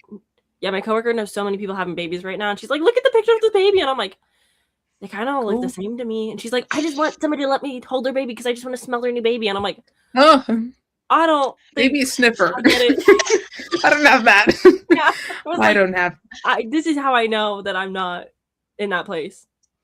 Yes, Babies I agree. smell like babies. Yeah, I don't know. I've Babies never really smell like got the. babies, yeah. They do. Like, listen, it is like a distinct like nothing really smells like a baby, but like I don't know that I'm Mhm. like, yeah. Like I feel like I'm kind of just like that's a baby. Like Neutral. I'm all right, Yeah. I don't know. My mom is still like really pushing for grandkids whenever I'm like, I don't really want kids. She's like, don't say that to me. She's still like pressed about it. But I don't have siblings, so I don't have anybody to deflect it on, which sucks. Fair. But I don't know. I think his family kind of asked, and I think he was like, no. And so I think they've kind of stopped asking, which is nice. I love that. But I don't know. Well, People at wait, work how old are are you? starting 'Cause you're to. younger than me. I'm 26, but I'm 26. married. So that's the thing Yeah. is people are like, okay, like people See. at work sometimes make comments or like ask. I'm like, why are my coworkers asking me if I'm gonna have kids? That's none of your business. If It's you weird. just never get married, which it's too late for you now, but if you never get married, the question of kids never really comes up because we all live in a Christian national state where they're like, you can't have a kid out of wedlock. I'm hitting, guys, I'm perilously close to hitting spinster age, and I can't tell you how excited I am about it. I'm stoked for you. I am on that. 29 years old and I'm unmarried. Hi, nobody's ever going to ask me anything about my love life ever again. I'm so close. I'm so close. I have It's awesome. 3 years and a couple of months. I'll get there. You're getting there. You sure are getting there though. It's really nice. It did like a couple of, like my parents will still, but like a couple of years ago, like the rest of the family basically was like, yeah, we've given up on that one. And I was like, Yeah. good. Thank Please you. do. So it's pretty sick. Yeah, I think we need to stop asking people if they're gonna have kids. It's weird. I feel like we had this discourse like during the Me Too movement of like, hey, let's stop commenting on people's bodies and like let's not ask women if they're getting pregnant sometime soon because infertility problems, like it's a sensitive subject. And then we're kind of just like going right back. I don't mean to be this guy, but what happened to feminism? Like for real? Like where's she at? Where'd she go? Where'd she go? Yeah, she didn't stick around long. I don't know, but I'm tired of it. I'm just feeling like as the next few years come, I'm gonna have to like fight with that more, and I just hate that. I think once you hit 30 and you're married with no kids, I think it's gonna drop dramatically, though. I hope so. But the thing is, my mom had me at 36, so she's like, "You got 10 years." I'm like, "I have to listen to you to ask me that for another 10 years? That's awful." Yeah, that is. I don't know. I feel like Peyton's very adamant about no, and it's like we're not even anywhere in a situation where that would ever be a good idea. Brother, I just had fleas in my house. Like, shut up. What are you talking about? My favorite. Okay, that's the other thing. Not to be this guy, but like in this economy, you think I'm gonna have a kid? Exactly. Hello? Exactly. It's like, no, it's not realistic. No. Also, like it's cool that people are waiting to have kids later in life. And like the 30s is the new 20s for people having kids. Yeah. That is so cool. Good for them. Great. But I am kind of over it because now it's like the expectation of like, oh yeah, you should enjoy your 20s. And then in your 30s is when you'll have kids. So it's like, now I just have to sit around even longer for you speculating on my pregnancy life. Like I don't want that. Yeah. I will say one thing that I think is maybe going by the wayside. I haven't heard somebody mention a biological clock in a minute, dog. And I'm hoping that guy goes away. I'm hoping that conversation is done. I think the more celebrities have kids when they're like 50s, 60s, we're good. Like the guy from Criminal Minds. Yeah. He had a kid so late that everyone's like, oh, they're doing this now. Yeah. And now it's like the rare few, like the few women in their 40s that can't have the kids. Yeah. And good. I'll be honest. When I say I'm never getting pregnant, that is so true. I'm not doing it. I would maybe adopt someday if I was in a financial position to do so, but the chances of that happening in this economy is none. Yeah. It's not gonna happen. I can't stand when I tell people at the ripe age of 26, which I've been saying since I was like 18, I'm like, I just have no desire to have kids. I don't ever want to be pregnant. If I have a kid, it will not be through a pregnancy because I don't want that. And they're like, oh, just wait until you hit your 30s. You'll really change your mind. The sex drive will go up and you'll be really into it and you'll get baby fever. And I'm like, I don't think so. I don't see that. And it's like, I don't see that on the horizon. 7 years and it was bad, but like, I don't think that was the reason. I just don't like, I don't know. I don't know how to say this without it sounding like mean. And that's not how I mean it. But like, some people just aren't supposed to be parents. And like that's not even like a moral judgment of like I know people say that a lot when they're like some people aren't meant to be parent. Like I'm not even saying just like some people aren't supposed to be. Like that's not your dick. That's your bag. Like some people are just simply not supposed to have kids, and I think we got to get good with that. Also, I think we got to get good with like if you don't want to, you're probably not gonna be the best parent because you don't want to do it. It's like a lot of work and money and effort and responsibility for something that you don't really want to do. Yeah, and it's like a 20-year commitment. Some people can't handle having like a pet. Yeah, that's the thing. I don't know. And then we've been talking about like, okay, what kind of max 12 years usually? Yeah. I mean, and that's a long commitment, but it's less long than a kid. Yeah. Well, and Peyton was like, it's okay if we have a cat because we don't have to put her through college. Yeah. And I was like, that's true. I don't know. And we've been talking about like, even if we did have one like a month.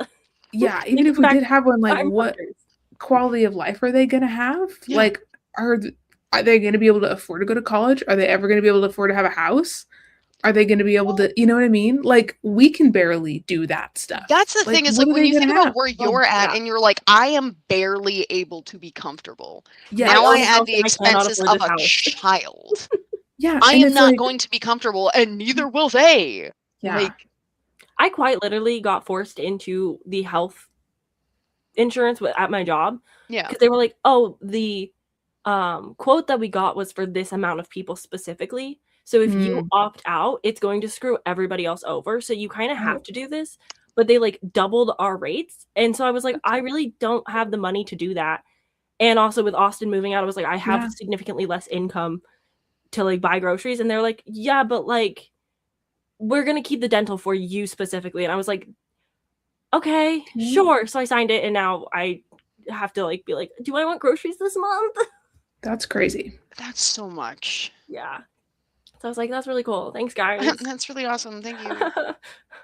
And thanks for my box of chocolates for Christmas instead of a bonus or raise. Oh my god. I'd go insane. Yeah. It's fine. It's I'm the- hoping the spring Austin's job will turn around and I'll get my like alimony from him for the next year or whatever. Yeah. Make up that rent money that he owes me for the last 2.5 years. So what's going on there? Are you guys still like talking? Yeah, so he drops Finn off almost every single morning and picks him up most nights. He's not tonight because he's hanging out with his friend. So I'm watching Finn, but Finn can't be home alone. So Finn has to come here, which is causing Severo stress because Severo likes routine. Cool. Yeah, it's really fun. It's really normal. That's so cool. Yeah. It's really normal. It's been a really normal situation for the last like 3 years when we knew that this was going to happen, and then 3 years passed. Ay. Not the shared custody of the dog. I don't even That's a want the lot. dog. I think that's the worst part. I don't want Finn. I don't want this. But Austin's like, yeah, so are you going to have Finn for 2 weeks for Christmas? And I'm like, What? I Am I your dog guess. sitter? Hire a sitter. That's the job. That's he how it also is. has like a part-time roommate. Who's like, So I'm why there. is Finn with you then if he's got the roommate? Also, why can't he be home alone? Put him in a crate. Because he will eat everything like bad. He has really bad separation anxiety when he's alone, which is why we got Severo. But Severo is my dog, who's Oh my god. normal and chill. Cool. Yeah. So I get Finn for Sounds like Christmas. my but I guy was needs like, to get another dog. I So know, how come you don't keep Finn then and he can just leave? 'cause I don't want I really don't want Finn. I love him, sweet boy. Not for me, not my dog. Never been my dog. That's his Yeah. dog. That's his person. But Finn also hates fireworks, and so I told Austin, I said, you will come get your dog for New Year's. Like, you can leave your family thing early and get your dog because I'm not dealing with him during fireworks. He's just a little bit too much. Yeah. So, speaking of my dogs, they're yelling at me to come inside. Shocker. Oh boy. I can't imagine. I really can't. No. Oh, another thing about Rufus. You know how Maisie is like, she's like a slut for 2 seconds and then she's like, actually, I'm over you. Well, yeah, because she's old and she's got feelings. Yeah. Good for her. The way that the first time Rufus came over to my house, he sat down on the couch and she left my lap to go curl up in his lap and fell asleep on him and slept on him for like 3 hours. And I was like, that's adorable and I'm obsessed with it, but also I'm so mad right now. Okay, you know, She loves him. I gotta be honest. I don't think you're giving Rufus enough attention because I'm about to steal your phone and text this man back for you because I am not hearing anything bad about Rufus. And I think I already like him. I think the worst thing that he has didn't ever come in. done is what, of course they didn't. Now they're yelling at the neighbor. I think the worst thing he's ever done is wait for 2 weeks to tell me he liked me back. And then he explained immediately that he was like, I was nervous about like messing up the friendship. And so I like had to He like. did really also think wait about until if it was somebody worth else it. did it first. That was the red Well, flag. Well, But yeah, I that's understand why. That's But fair.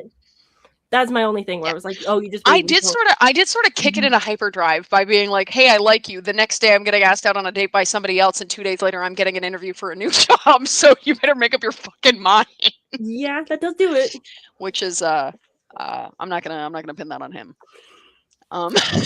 It's more of like a yellow flag. It's nothing crazy. It's not like a he sucks for that, but it was like but that's the thing is like if that's the worst thing that's happened, I've known him for 2 years. Yeah.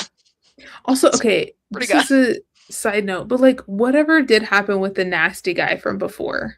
Oh, I know. I think I texted you that a lot of information came out about some non-consensual activity that he had with many women. I heard about that, but then what happened after that? Is he like kicked out of the friend group and nobody talks to him anymore? Yeah. And he had a baby with the other girl? Like what happened? Yeah. Okay. Yeah, straight up. So Mariah was like, yeah, I'm good with this. So how we found out is that his ex-wife reached out to Mariah and was like, I heard that you're hanging out with him again, and I feel like you should know. And she came with an amount of receipts that I would consider pathological. So Home security footage getting sent to Mariah's phone. Like stuff from like 6 years ago, audio recordings from years and years and years ago, like from high school, like she came prepared. She took her 8 months to prep her case, and then she dumped it in Mariah's lap basically over the course of like 3 awful days. And so Mariah was just getting bombarded with like That's crazy. awful information. And like, shout out to the ex-wife for like warning Mariah, but also like it was extremely rough to watch Mariah have to deal with that, because Mariah has known this guy since she was like 12. So that was a little rough. I feel like there is a slightly better way of going about that, where it's like a Well- little bit more chill and lax, of just being like, hey, here's some information. If you really Yeah. want more, let me know and we can talk Yeah. about it. But like, I'm not gonna just like Yeah, no. shit it all. And when I say she prepared her case, I do mean that like she's sending Mariah like information that she's using in the court case against him. Like she fully like basically just sent the deposition to Mariah, and Mariah was like, no. And what Mariah told me is basically she was like, at this point, I don't even care who's lying. I don't want to deal with either of them. Like all of this is too much, and I'm just done. Yeah. And so she blocked everybody. And I got a text from her husband being like, will you just block him? And I was like, yeah, I'll block him. Sounds good to me. And we haven't heard anything since. Nice. Well, We found out that the girl had the baby. We know what the baby's name is. Chrysanthemum. No, I'm not gonna say it on the internet, but I will put it in the chat because I do think it's a stupid, shitty name. that's funny. That doesn't surprise me. So, Oh. so Okay, was she getting here's the the problem though. was she getting the divorce from him because she found out about all this shit? Because they were married. She was getting the divorce from him because he was, how do I say this delicately, putting hands on her. So that was why she had all the security footage, because she put up cameras in her home to catch him in the act. Fair. My cousin just broke up with her boyfriend. She moved to Texas to date this Jewish man who she was like pretty sure going to convert to his religion just to marry him. But apparently he hid security cameras in the house that she wasn't like initially aware of, and he was like low-key spying on her. Whoa. Yeah. So I was like, well, I'm glad you got out of that situation, I guess. That's crazy. Okay. Yeah, we're all just kind of message sent of why I hate this name. My stepsister went through a recent breakup. I went through a breakup. My cousin's going through a breakup. We're all just kind of like having a moment in the family, I suppose. It's the name he really- picked with the ex-wife. Yeah. That Yeah. is This so. is like my coworker let her husband name all of her kids, and then later Why? after naming her kids, found out that the husband's sister actually did, ex-husband now, but like the sister actually like named the baby before meeting her and just assumed her name. And then he was like, "Oh, I like that," and like pitched it. And she didn't know until months after the baby was born. That's weird. Once again, begging people to be normal. No, not only is it the name he picked with his ex-wife, but the middle name is his ex-wife's middle name. That's like my fucking dad. My dad did the same thing because my dad married a woman who has the same middle name as me, but spelled differently. So he had a daughter, second kid, that I just, they don't tell me until they're born. They go, "Oh, by the way, we had a kid," and gave her the same exact middle name with a different spelling. And I was like, cool. My mom picked my first name. My dad had control of my middle name. And then he said, people to be normal. "Fuck my daughter, I'll get a new one." It's That's so crazy. easy to not be this awful. Like, I just don't understand. No. I don't either. I don't get, and especially with a baby's name. Can we not be playing games? Like, that's a human being who has to have that name now. Like, hello? Seriously. What's the story behind your name? Oh, well, my dad's insane. So that basically sums it up. Like, what do you mean? Just be normal. Sucks. That sucks so bad. We have a baby name list, and we don't even want one. And we already came up with names, just in I case. have 2 names picked out for the kids I'll never have. And I have an even longer list for every animal I wish to have. Exactly. Yeah, And it's same. a big list. Yeah. Same. I know, because I got paranoid, and I told Peyton, I was like, what if something happens to you, and then I find out that I'm pregnant, and you're, like, dead, you get hit by a car. I was like, what if I name him something, and you're rolling over in your grave because you hate that name? I was like, you better tell me now if you have an opinion. And so then we had a whole it was like multiple conversations that we had about this and had this whole list. We didn't even want one, but we got ideas. Hypothetical just in case. Yeah. I do love the conversation. Like, obviously it's different because, Jace is my sister or whatever, but the conversations that you get into with somebody who you live with, who you're like close to, where it's like, this is an objectively insane. Like, my sister and I had a conversation a couple weeks ago that was like, or a couple months ago, I think now, that was like, hey, if you die, who should I call to like tell when I'm in the hospital? Yeah. And we like, I have the list. I know exactly who to call if Chase kicks it. I know. Yeah, my That's mom's smart. been doing that to me a lot, where she's like, so I have the trust set up, and I have all of the passwords saved in this location, Yeah. and this and this and this. And I'm like, Mom, you're not dying for at least 25 years. And I'm really aiming for like 200 or something. Like, it's gonna be a long ass time before you die. Like, she's fighting me Yeah. because I'm like, 100, and she's like, 85 is good enough. And I'm like, I don't think so. But she's just like, there's just been like death in the family. Like, Yeah. death always comes in threes or whatever. And so she's like, Mhm. okay, well, when we die, call this person to get help with this, and this person to help you with this, and I'll get rid of my sex toys before I die, so you don't have to worry about it. I'm like, And you're "Mom, like, whoa, too much. No, you won't. it's crazy." I'm just like, why Guys, are I we found talking my about this? mom's drawer last time I went home to visit. Why were you snooping? See, I found it when Don't I I was in looking middle for school. nail clippers, and I found a horrible surprise. Yeah.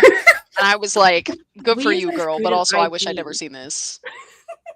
We used Tea. our student IDs to break into my parents' room because they always locked it because they were like, we have hunting guns under the bed. We don't want you to Fair. have access, so they'd always lock the bedroom door. Completely fair. So we broke in with a credit card and went Mhm. through the drawers, and I was like, oh, chocolates and sex toys. I Mm. should have expected that, and it never crossed my mind. That's the And then thing, we is never went that in there again. it doesn't, like, I didn't think about, like, I've found my mom's, like, weed before, and, like, Yeah. I was like, yeah, duh. I didn't know my mom smoked weed until one of my boyfriends came over and was like, your mom's getting high in her bathroom. And I was like, no, she's not. Tea. The first time I smoked with my mother, okay, we're beefing over this. Me and my mom, we're swinging. My mom was like, "Do you want to smoke with me?" And I was like, "Yeah, sounds great." And we did. And then after I'm gone, she goes, "By the way, your grandfather's coming over for lunch today." And I was like, "What do you mean?" And like 20 minutes later, my grandfather shows up, and we're having lunch, and I'm sitting there at the table just like, not. And my mom is just like, "Oh my god, he wants to go," and I was like, "I'm gonna kill you." Your do you mom is such a mean? yapper, though. She can get away with that shit because that's just Yeah. her normal yappy state. That's so Yeah. funny. That's so Oh funny. man. Oh, I was so mad. My mom is so cute. She's like, I would really appreciate if you smoke weed with me your first time, just in case you're allergic to it. I can, do something about it. I was like, that's smart. Yeah. I'm not going to do that, but I'm glad you thought of that. I'll do it in the house, but I'm not going to do it with you. It was I did not smoke with my mom my first time, and to be honest, it might have been better if I had. Yeah. I don't think she was smoking at the time. She was still married to my dad. She was, at the very least, if she was smoking, she was pretending she wasn't. So Yeah, I've smoked weed maybe 3 times. oh, And I've okay. smoked dab about 3 times, and I've died every time. And I go, I simply Well, have to yeah. stop trying. Well, This is yeah. Once at a music festival, that was the last time because I was dying on top of a hill, just like I can't move. If something bad happened at this music festival, I'm done. The other 2 times, luckily, were like on a couch, and I was like, I'm Yeah. gonna sleep. Yep. Yeah. But I have done hard drugs, so I have not. I've been I have so not. early in sass, And people it's not keep even funny. asking me if I'm going to, and I gotta be honest, I think 30's too old. I think I Yeah. can't start trying new stuff at 30. I think Yeah. I think my days are past. And I think that given the fact that now every time I smoke weed I get like anxious as hell, I don't think Yeah. Coke's gonna help me. No, No. To be honest, I don't think it's gonna do anything for me. For me, it was fun because I was raving all the time, and it's the rave drug. So I did it for Yeah. 7 or 8 years, and I was like, I think I've done enough Molly for a lifetime because it stops working because you do too much. Yeah. Your body builds an immune system or Yep. tolerance, and I was like, Yep. I'm not getting high anymore, so I should probably stop. And then fentanyl came out, and I said, oh, I'm really stopping because I'm not messing with that. So I Yeah. just stopped. I have a friend who does ket, and that scares me so bad. I gotta be honest. It freaks me Because out I've never mostly tried. because seeing That's a horse people on it tranquilizer, babe. really Yeah. stresses me out because they look so different. Like their face is completely different. That I'm like, Yeah. who? Yeah, you are my friend, but you don't look the same. And That's it crazy. stresses me out. Nothing makes you want to not try a drug like seeing somebody you know on that drug. Like I saw a friend of mine on salvia once, and I was like, "Wait, never trying that." Don't do it. Don't do it. Austin has really fun stories about it, but I'm like, yeah, I'm never gonna do that. I hallucinated once on Molly and Sass mixed together, where I saw like the wall pattern in the hotel room. This is the only time I've done anything close to like a psychedelic. the pattern in the wall was like florals, but I was like, that's an owl and that's a bunny and they're in the forest and they're like hopping along. It was like chill, but like I'm having a conversation in my head. My ex-boyfriend was having a conversation in his head. And then we were like every once in a while speaking out loud, like we were trying to have 3 conversations. Yeah, I was like, that was too much, and I'm never doing that ever again. No. Yeah. So I don't know how to say this without sounding like a nerd. Drugs aren't that cool, to be honest. I'm just kind of over it. I don't, like I get it why people want to try them. I get they can be fun sometimes, but like at this point in my life, I'm like I'm just drugs. Yeah, no, I did the thing. Yeah. Did it more than I should have, but Yeah. when you're in the rave community, you're not paying for it ever. It does sort of happen. Yeah. It was fun, and I can look back on it and go, yeah, I know how it feels. I Yeah. can put myself in that mind state, but like I have more Yeah. fun sober. And then I stopped going because nobody else, like everyone has to be like drinking so much alcohol or doing coke, and I'm just like, I just kind of don't want to do that anymore. I've hit a point where I'll be like, that like younger mindset will kick in where I'm like, this would be more fun drunk. And then I have 2 drinks and I'm like, this is so much less fun. It's like unbelievable. Like can't even quantify how much less fun I'm having. And I shouldn't have done this in the first place. That's like the thing about drugs every time too. I do anything now. Yeah. It's a similar thing with drugs because you're on a little peak. You're climbing up. You're like, I feel great. You peak. You're like, I'm having the best time. And then you start coming down. And all you're thinking about in the moment is, how can I do more? Yeah. And it just ruins your life because you're just like, if I could just find one more point, I can get back up there for the night. And then you're just thinking about the whole time and you're spiraling and you're just so not into whatever is happening around you. It's God, it kills the mood. And especially when I'm very grateful that like most of my friends right now like don't drink. So if I'm drinking alone while other people are sober around me. Yeah, you're the loser. Not cute. Yeah, it's not.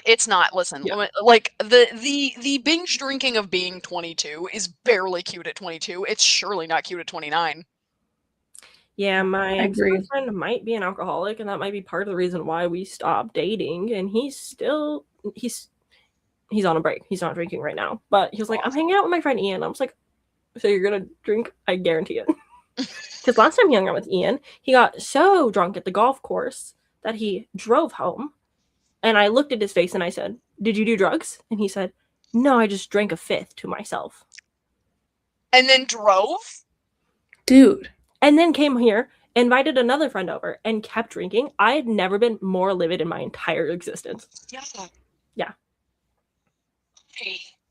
Dude, no. I am a little grateful that I am a lightweight, so like when I get like plastered, it's like off 3 shots. Same. I'm like, I'm done. I've done it. I've hit my like golden spot. Yeah, if I drink a 5th, I die. Oh my God, same. But I feel like that's how you know you're an alcoholic. It's like, what's your capacity? Really? For me, I can drink a pint of a Smirnoff Ice, and I'm good. Yeah. I don't know. I feel like I don't feel it as much anymore as I did when I was younger.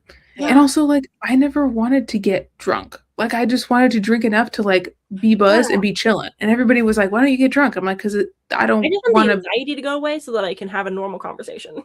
Yeah, I don't know. Now that I'm older, it's like, it just upsets my stomach. Like, Peyton and I were talking about this because we got some spiced rum because we were making wassail for Christmas, like the drink. Yeah. But he was like, why don't we just not put the rum in? Because he's like, I put rum in and I barely put any in. And he's like, and now I just have the poops and now I'm mad. And he's like, we can't do this anymore. We're too old. It's like, you just have tummy troubles. It's like, why don't we just have juice? It's too much. I completely feel that. I will say that like I am hitting the point, like when I was younger, I was drinking to get drunk. Because I didn't drink very often, and so when I did, I was like, time to go ape shit. And then I started drinking more often, but I did not have any control on moderation, so I was just getting wasted too often. And then I went clean for a year, and now I'm at the point where it's like, I'll maybe have a drink with dinner. Yeah, I think for Thanksgiving I was at my mom's, and I like was like, oh, are these good? And she's like, yeah. So I tried like one of her new bitch beers, and I was like, cool. And she's like, it's good for you to have that now and then, eat dinner and then you can go home. And I was like, yeah, I don't want more than one. I just kind of want it because I haven't done this in a while. But like, I also was raised with an addictive personality father. And so my mom's like, hey, at a young age, letting you know, you might have this trait. And I said, okay, yeah, I'll remember that. And so I did a lot of drugs, and I was like, I see what you mean. But I have the self-awareness to be like, and it's getting too much and I need to stop. So avoided a lot of things, just being like, yeah, no, it's not going to be good if I get addicted to that one. So we just won't. And now I get addicted to things like D&D or movies and musicals or books. I was okay until COVID hit. Oh. Like, I was pretty self-aware, and then COVID hit, and it turns out, I moved to because I moved to Moscow on March 12th of 2020. I was in And then my Vegas roommates got stuck February in before it happened. Arizona. So I was completely alone in a city where I knew absolutely no one when COVID hit. I was unemployed, and I truly was stuck in my house for 2 months straight. And it turns out, when you have an addictive personality already, and then you have all the time in the world on your hands, you just kind of start drinking all day. And it's not this is cute. why I made a YouTube channel. Yeah. Because I said, And that I was have the spare smarter time. call, to be honest. Yeah. To be real, that was smart. Hey, speaking of that, should we have a sprint? Oh my god. We've been talking for like an hour. I honestly expected nothing else. I was like, yeah, we might like read a little bit, but we also like, only see each other once a month. We have to catch up. I finished a book, so I finished a feel book. okay. I did. I started a book that I don't know if I should continue or not. How are y'all at it on? Do you guys have reading goals? Well, No. I did. My goal was to read 100 books, and I didn't do that. And then for 2026, I was like, you know what? My goal is to just get through the year and just see what happens. Because I've been doing too much. Got married, moved across the country. Yeah, you did a lot. Had multiple promotions. Just YouTube, started grad school. Like, I'm just trying to chill and work on my master's. I don't care how many books I read. I want to read books that I like. I think that's the key. It's like, can we read some bangers by like authors I already like? Can we like read some backlists of people I like? We don't need to be trying to read 100 books. It's too much. I'm just chilling. That's so fair. What are you doing? Too much.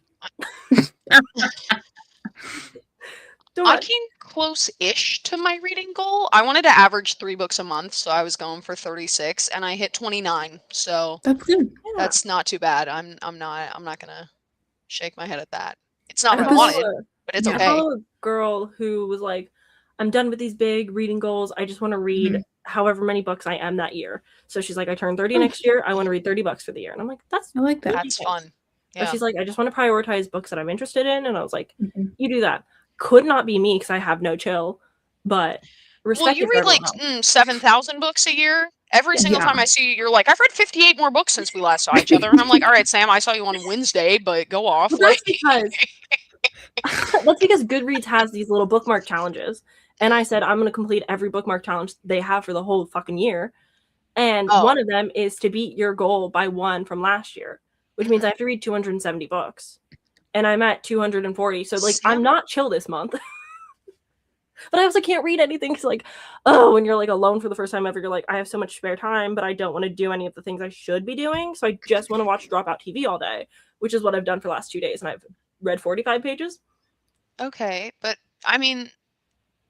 Listen, I do the same thing with movies, though, to be honest, is like I'll watch like 178 movies in a year, and I'm like, that's sick. And then this year I was like, I'm so tired. I actually don't want to see a movie ever again in my life, which is so funny that I got this job this year because this year I have watched 38 movies, which is the lowest number of movies I've watched since 2013. Wow. I just have not been up to it. I just haven't cared at all. That's okay. I feel like this year I was like, well, the beginning of the year, I read a bunch of books that were really shitty. And then I was kind of off it for a few months. And then the last half of the year has been so good because I've been reading shit I actually want to read and books by authors I actually like. Yeah. I'm like, it's like their new stuff. And I'm like, well, I like you. And so, yeah, this makes sense. Yeah. Duh. It's like the one weird thing about booktube where I'm like, okay, I have to chase the like new releases, but also I want to read backlist things because I didn't read them when I was a teenager like everybody else. But also I have like 5,000 authors publishing stuff, and it's just like I want to consume so much that I'm like, I'm just gonna try to do the best I can. but it's impossible seeing as like 5,000 books come out that I'm interested every year, and I can read max 250. So it's like, Yeah. That's still a lot. it's a lot, It's a but billion. it's not going to be everything, and I just have to accept that. I don't understand people, I will say, like when I see some people's like movie lists for the year and they crack like 375 and I'm like, so you watched more than one movie a day? You watched a movie every day and then sometimes more than one? I'll How? sometimes go 3 straight weeks without watching a movie because I'm like, I don't have the space for this. Yeah. So like 250 seems completely reasonable. Here's That's the reading thing. a book more than every other day. Yeah. That's a lot. I think that is the thing. People get so mad like this time of year. Everyone's like, you didn't actually read 200 books. It's like, I just don't watch TV. Like, I have watched a few of the Netflix reality TV shows. I've seen a few movies, but not really. But if you look at the amount of books that I read matched to how much YouTube and dropout TV I consume, Mhm. you'd be shocked the way that I waste my life. You also can read at work. Yes. Yeah. Which I also watch really a lot of changes YouTube at things. work. Like, Yeah. I can watch 10 hours of YouTube at my job. Yeah. Which is why I can't do the cute, like, oh, swapping phone times, like my screen time with reading, because I can't read 10 hours every single day. I'll die. Yeah, no, I get that. But I love the idea. It's really cute. I'm like, how can I change that concept but not actually have to read 10 hours and 30 minutes every day? Well, I also will say I read a lot on my phone because I'll be reading like, you know, film reviews and like fan fiction and stuff like that, and then I don't count those on my reading list. So like if you counted all of the words I read this year, I read a fucking Yeah. lot. But I feel just like a if I lot of it read- wasn't books. Yeah, I don't think I would count articles, but I do think if I was reading fanfic, I would put it on my own personal tracker. I wouldn't put it in like Goodreads and whatnot, but I would count it towards my goal. I just For don't sure. think about it. Like that feels like a different thing in my brain, you know? So like I just don't. I'm never like, oh, I have to put this on my book list. Like, I track the So- amount of pages that I read every day. So oh, okay, I think that's why I would be like, no, I read those pages and I'm counting those pages because 100%. I want to, you know, I'm just trying to like actually read more rather than just only listen to audiobooks. And so I'm like, well, if I check my page count every day, then I can make progress, and I like games. Yeah. But anyways, we should probably sprint. We That's should what you're sprint. talking. I'm I say prepping it I'm right the one now. that started the conversation back up. I agree with you.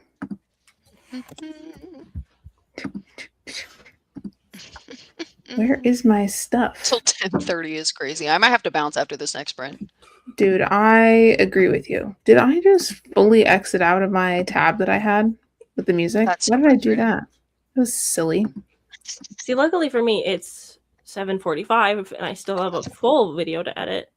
But I'm going to sit here and try to read at least a little bit, so I'm in some festive spirits. I don't know if I got this 415-page book in me. I'm gonna be honest. I might look for something else. I would look for something else. Also, It looks good.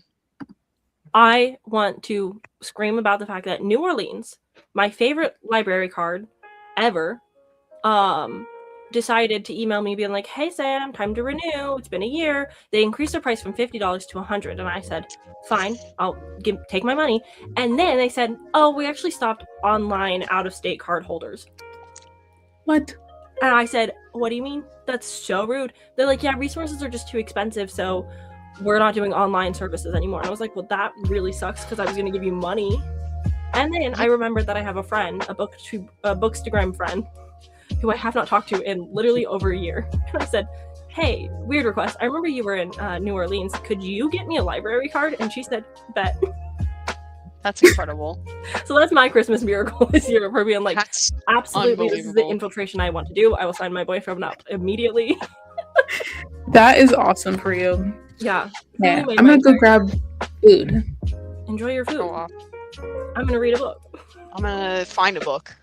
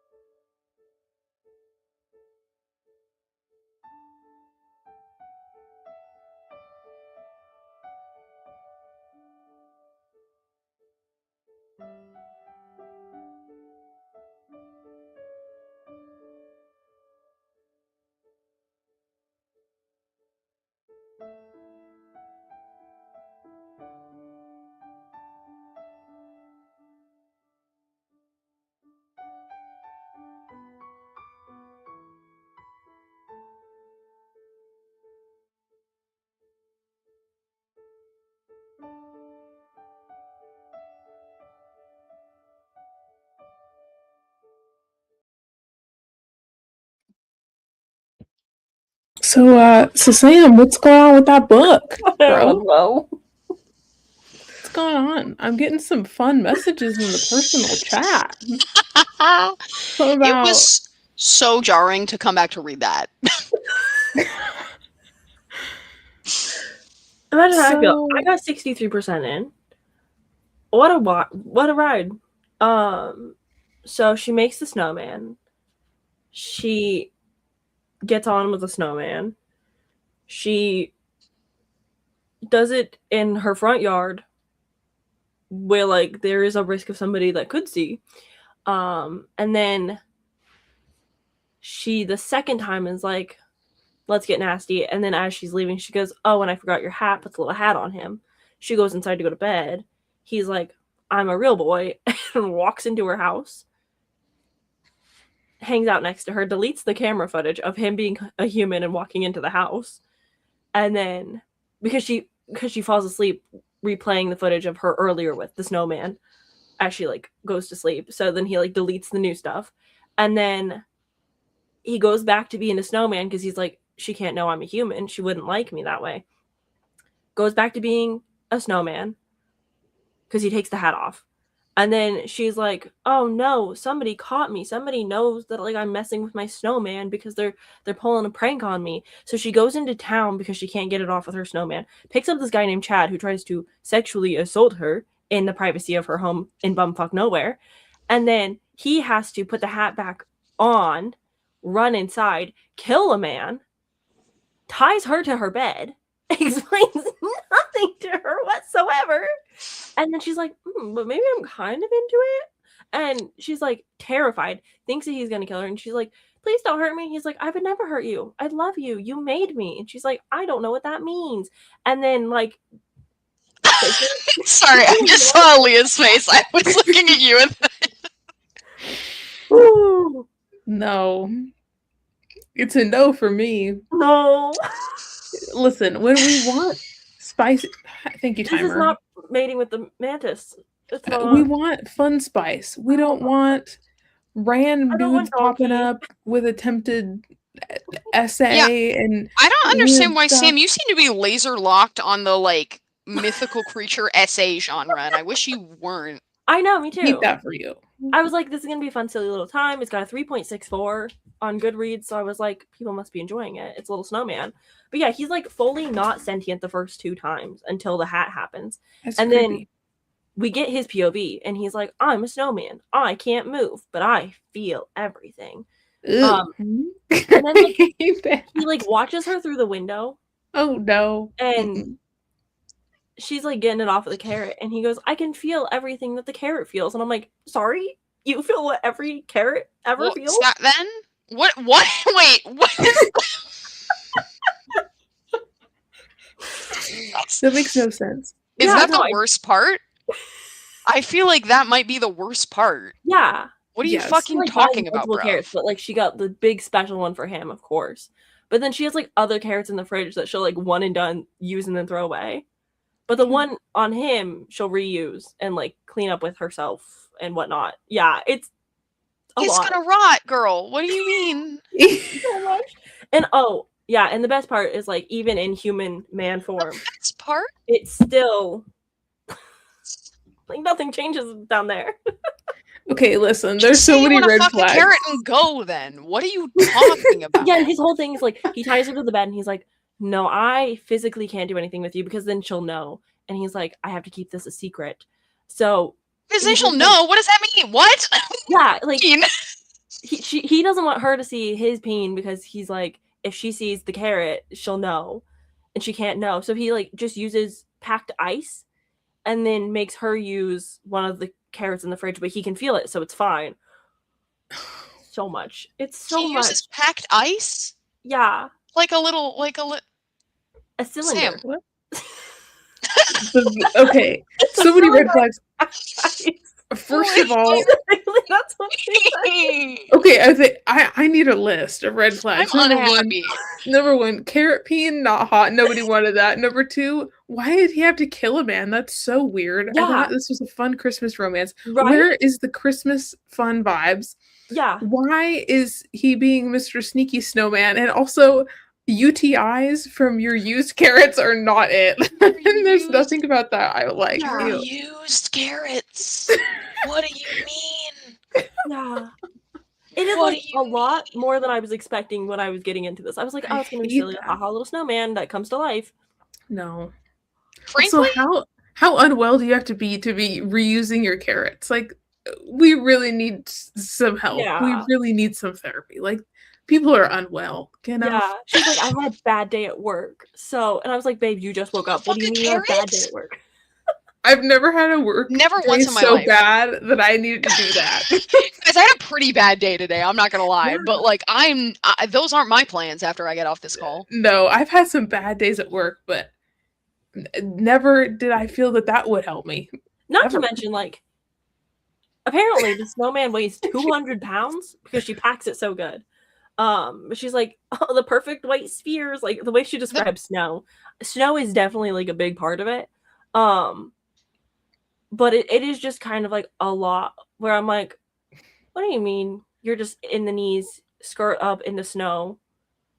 I hate this. I hate Yeah. this more than any other. Dude, I don't know why this this one is is getting to me awful. more than any other book you've ever described. I It's hate bad. this, Sam. I do too. Yeah, no, if you watch, like, the beginning of the sprint when I'm just reading it and you guys are both off screen and it's just me, it is a lot of, like, horrified faces. I'm just like, Yeah. what?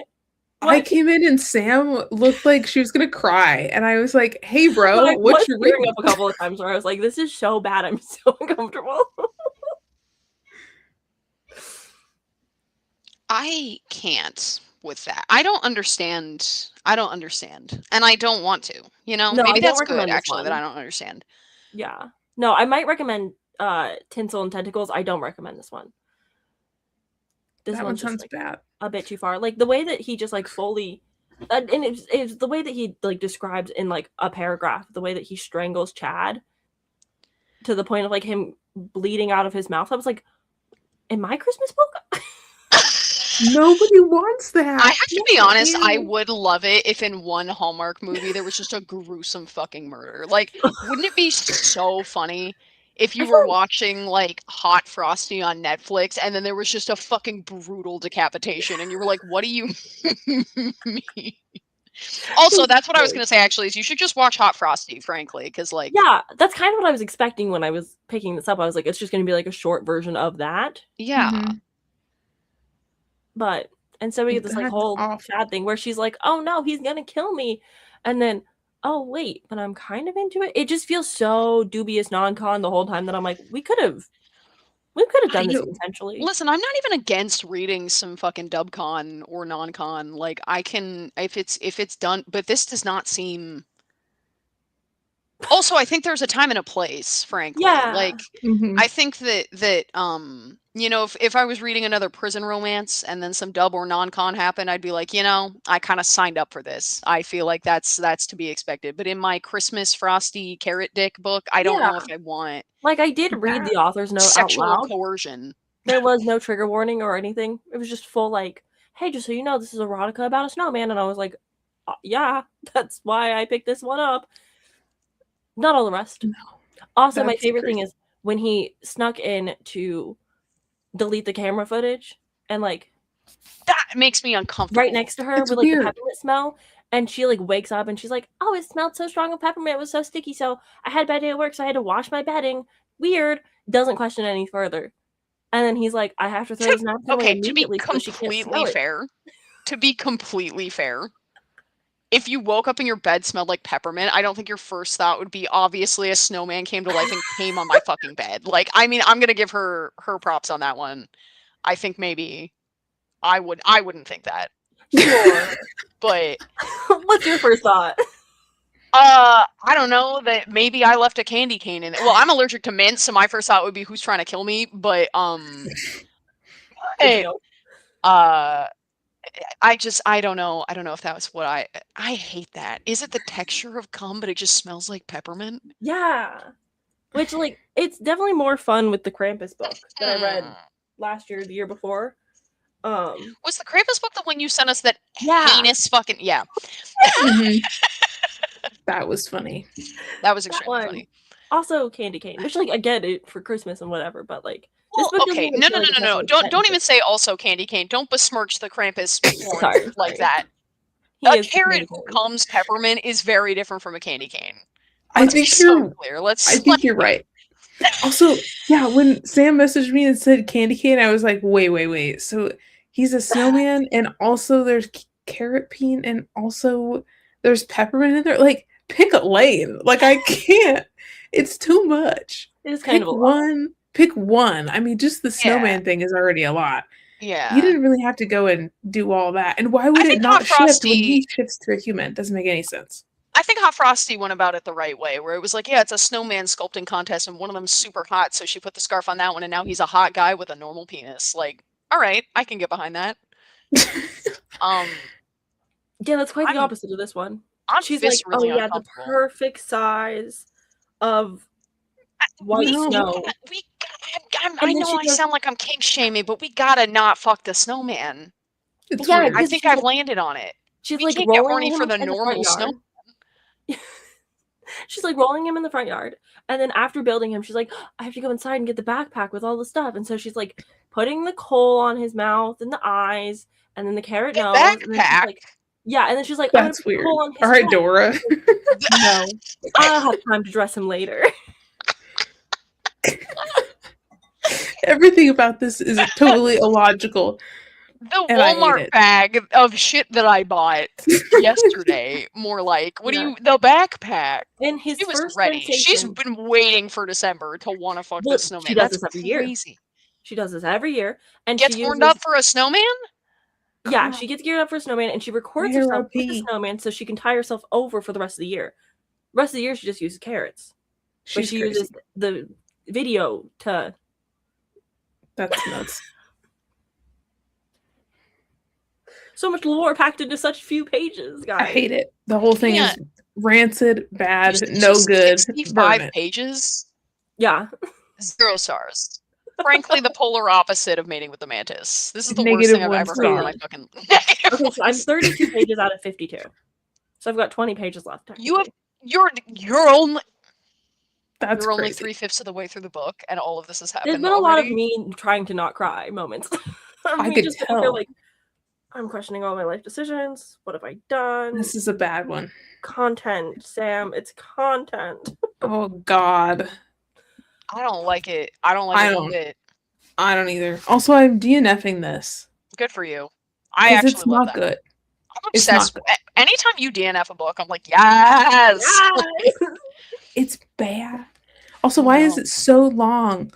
The dialogue is weird. The internal monologues are weird. The part that made me DNF actually was the beginning of a chapter where it's like, it's trying to be like the Grinch, and it has a little rhyming thing at the beginning.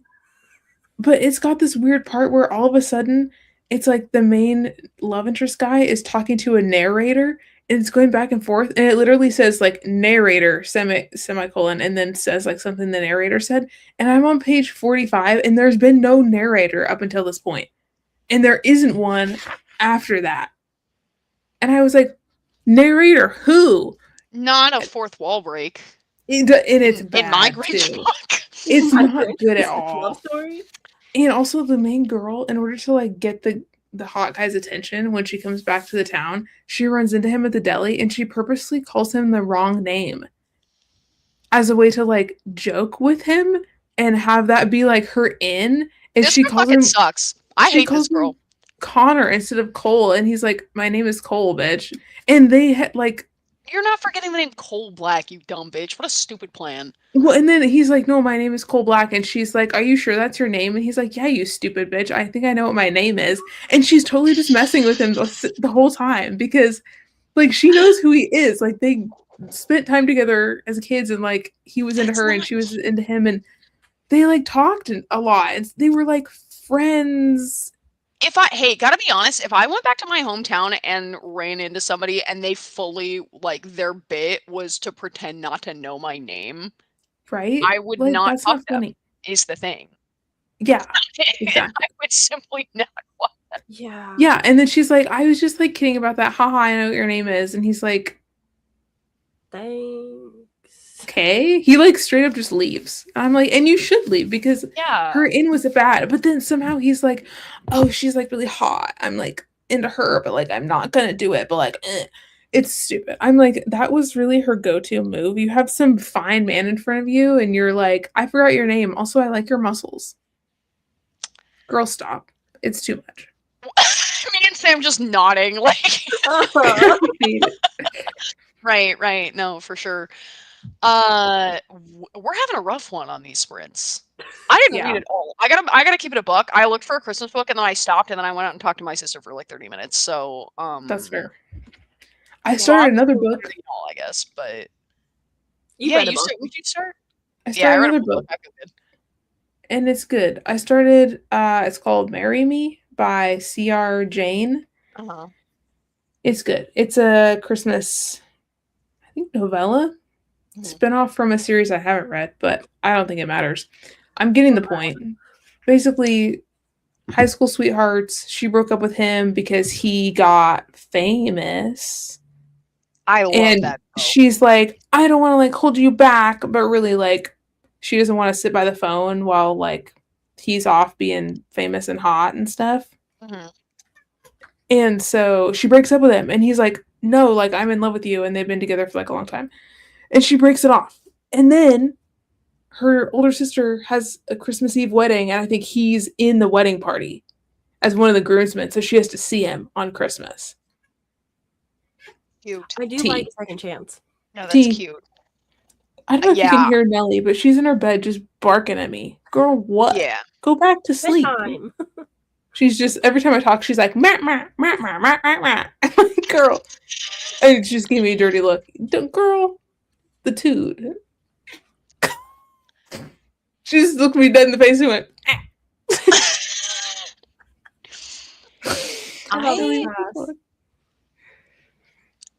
I feel like I wish books were more fun. I had so much fun with Married to the Alien Cowboy, and it really made me like realize like so many books are just so not fun. And I don't understand how you can not be fun. Like that was the best part about Mating with the Mantis, is that it was like we're all just having a good time. It was here. so funny. Mm-hmm. Like just be fun. What are we doing? Yeah. Don't try and take your don't take your fucking snowman smut seriously, please. Yeah, like nobody needs to die. No, it's really not that deep. Who's the audience? Is there someone who's like, no, I actually genuinely want to fuck a snowman, but I want something like gritty and real? Like, I don't think that exists. Probably not. I don't or if it does, it's such a small population that it's like not worth it. Yeah, I feel like these novellas where it's like Clippy and the Mantis, like they're meant to be so over the top ridiculous that we're supposed to have fun, but it's like you think Shrek is going to be a silly good time, and then there's incest and sexual assault, and you're like, no, huh? This isn't fun. Yeah, but I am excited for Good Spirits by B.K. Borson because everyone is loving it right now, and my friend Daphne is like, it's genuinely bringing me so much joy, and I'm like, okay. What is it? It's Give me the tea. A romance novel about a girl and the ghost of Christmas past. And he's like, I don't know why I'm haunting this girl. She's like kind of a saint. She's like really good. And so they're like trying to figure out like why she's on his list. But then apparently they kind of fall in love. And everyone's loving it. It's the same author who wrote the Lovelight Tree Farms trilogy. Oh, yeah. And First Time I've heard Caller. of those. I literally almost bought this book like yesterday. at the bookstore. Everyone's loving it. And so I have it the ALC from Libra. So I was like, okay, come closer to Christmas. That's going to be my like Oh. 5-star Christmas book if I'm going to get one this year. Okay, it looks like it's the start of a series. There's going to be a second one coming in 2026. Ghost of Christmas Ooh. Present, obviously. Right. We got to So do all I the don't know. Makes ghosts. sense. I feel like I've read She also romances has in February between. 26th, the sequel to First Time Caller comes out, which is following The Weathermen. Ah, Everyone's I really feel excited like for that one, including myself. I've read books before with like a lady who has a romance with a ghost, and it is always kind of really weird. So I don't know. That's why I didn't buy it. I was like, "This isn't. Am I gonna like this, or is this I'll gonna let you be know. fucking weird?" I'll let you know what I think. Do that. There was a gorgeous edition at the bookstore, and it had sprayed edges that had like poinsettia flowers on it. Oh, I was I love just that. nutting over this edition. Yeah. But I was like, I don't know if I like ghost men. I'm gonna be honest. Something about that's weird. He's dead. What are we doing? Where are we There's going with a it? I don't know. there's a romantasy bingo challenge that's happening, and one of the bingo squares is the love interest is a ghost or a ghoul, and I was Mm. like, perfect. Locked There in. you go. There you go. Also, who's the audience for this here? It's so long. That's- It's not good. The really I your will say- openers that you forgot his name. Can somebody write me a Christmas romance that's not garbage, please? What is this? I wonder I'm if offended. Ursa Dax has any Christmas books. Yes, she does. Oh my god, I'm so glad you said that. I've been meaning to download them, and I keep forgetting because they're not on Kindle Unlimited. But she's got some kind of chimera one, and then I think there's also an orc one, and they're like spin-offs from the Marriage to the Alien Cowboy. I love an orc. That's what I love That's- orcs. listen, True confession. I fucking love an orc. I do too. Chimera for Christmas looks kind of fun. I need to read those. That's what I need to be reading instead of this other fluffy shit. Give me Ursa Dax. Somebody write me a good monster romance for Christmas. This doesn't also have love any that carrots in it. Yeah, I also love that it's set in the same alien cowboy series. Like Yes. it's set in that world, which I love that. I think she could Yeah. continue to write in that world forever, and I would be so chill with that. Honestly, like know. I am so into it. Yes, I loved agree. it so much. Oh, the orc runs the pub. Giving legends and lattes, but hopefully good this time. Sorry to anyone who likes legends and lattes. I'm sure it's No, I kind fine of for you. agree. I just couldn't. Oh, this is I Maggie's don't fuck with book. it. Really? Yeah, Maggie's the orc Christmas book, Okay. and Sophie is the chimera for Christmas. Oh shit. That's sick as hell. Well, I don't know if we're supposed to Okay. read these, like, right now. in Where is order, but, this like, jank website that you gave me to read the PDF of in the other Urza Dax books so I could look through it? There's no way that it was before Eat the Ones You Love. No, it was like this at the same time I gave you my Kindle thing. Did we ever actually talk about Eat the Ones You Love? No, we didn't. I don't like it that much. Yeah, we talked about it a little bit last time, but Aaliyah still hasn't read it, so. Oh, yeah. Yeah, I thought it was okay. It didn't leave a lasting impact. No, it is quite forgettable. I wanted that one to be good so bad. I Longing know. for the alien lawman? Alien Orcs Prize. Ooh, girl. Chimera for Christmas. There it is. So the No, eighth but I gotta Alien find the orc Cowboy one. book comes out February 20th. Not that we'll be caught up by then, but just so we know. Stop showing me the Warlord series, please. Smitten by the alien saloon owner. That one looks so cute. I love Resisting her. the Alien Rider is so good. Wrangled by the Alien Rancher. No, right. The girl on Smitten by the Alien Saloon. I can't find her name in the. Oh, maybe it's Riven, or maybe that's the guy. Either way, I'm obsessed with her. She's so cute. Alien Orc for Christmas. I'm doing the found same thing you're doing her. right now, Richie. Dead ass. So Like rude. title For for the title, the Christmas girl, same take shit. Yes. Do I want to spend $10 for them? not so sure. Okay, go on that jank website that Alea texted. I just downloaded the PDF. Secrets. Oh, see, That's why I'm not saying the name. And they're still switching back and forth between the two characters. Oh, we're so fucking back, guys. We're so back. Dude, I just feel like I need more Ursa Dax because I Wait, keep trying like other romance authors and then I go back to the same ones that I like a lot because I just can't trust these other people like Megan Quinn to do me dirty with this I forgot your name at the deli shit. I can't. the first paragraph of this book Which does one? of the alien orc for Christmas or whatever does like straight up just spoil the end of the Chimera one, just to warn you. Oh. So maybe read that one first. Okay. But that's okay. Got it. Yeah, because the opening like page is her hanging out with Sophie. Gotcha. All right. Well, good to know. Ursa Dax is really going to get me through 2026, huh? I think so. Yes.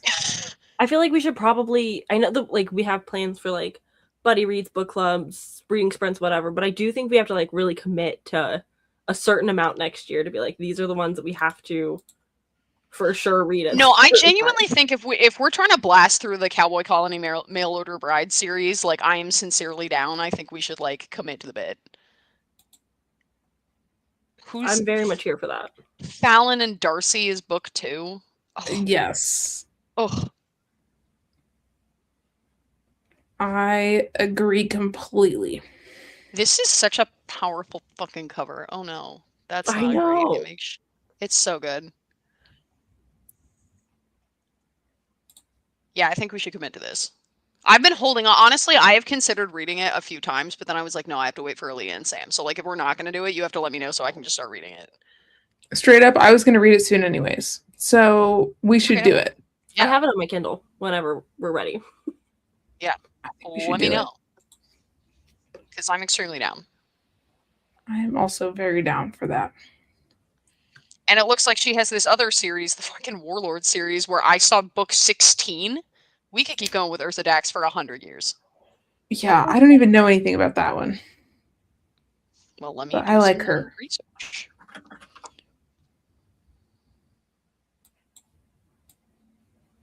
I really need to charge my phone because I definitely do have food on the way, and I should not let my phone die. Well, we came back to Ursa Dax. I appreciate that. We are the official club, I think. No, hold on. No, hold on. I'm reading the synopsis for the first book in the Warlord series, and it's gonna go crazy. Alea, this one was written for you. I hope so. It says, I thought getting a linguistics degree would land me a decent job, not get me shipped off to an alien planet ruled by barbarian warlords with tails, but that's exactly what happens when my own government kidnaps me along with a bunch of other women and drops us on a brutal desert planet in the name of research. But the mission goes wrong, because of course it does. Soon enough, I'm separated from the other humans and stuck with a 7-foot-tall alien warlord who will not leave my side. He doesn't speak English, but his dark eyes and massive body speak volumes. My favorite thing is that you read that and said, you know what I think Alea would like? That. Tell me I'm wrong. Which part? Was it the linguistics? The linguistics degree really got me.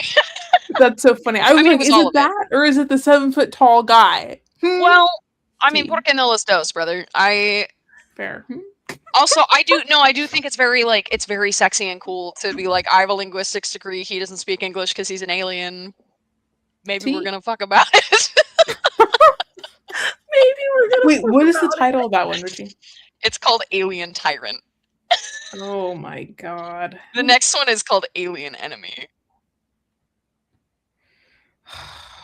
Listen, Ursa Dax 2026. We could do worse. You know what I mean?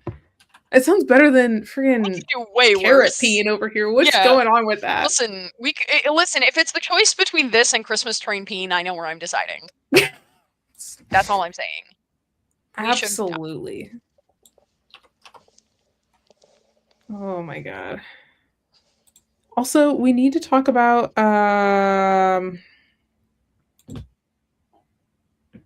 The Andrew Joseph White one?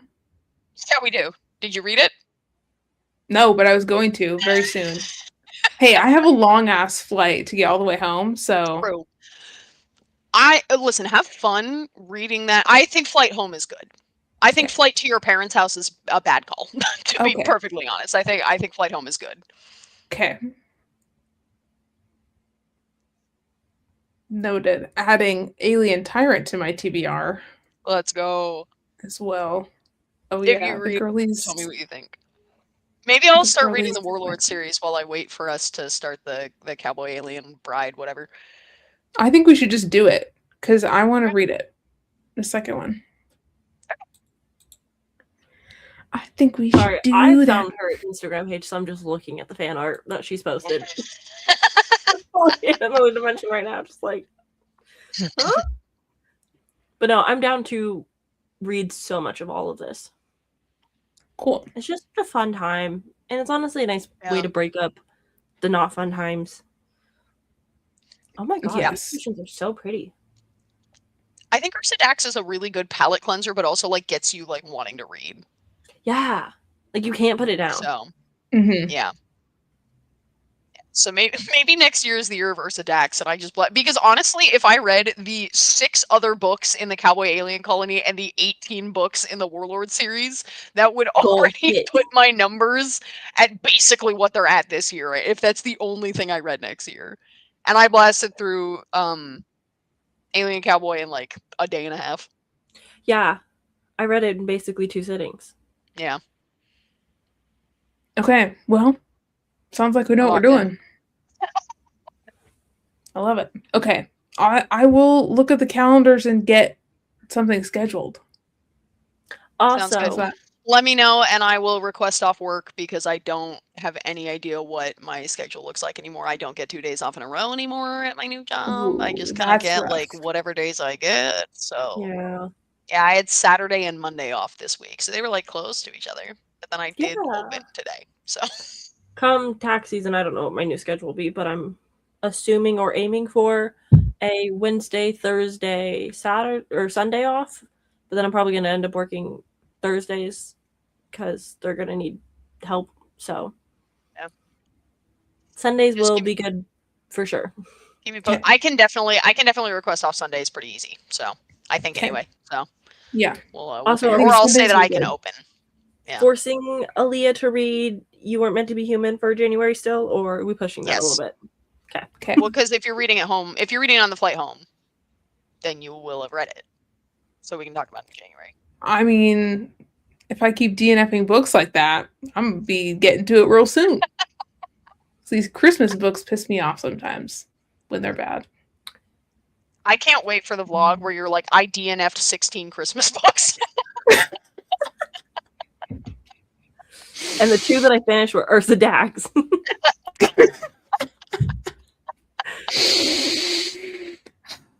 Honestly, I do need to keep getting through my physical books though and being like, this is bad, I need to unhaul it kind of thing. So Yeah. it's actually good. Yeah.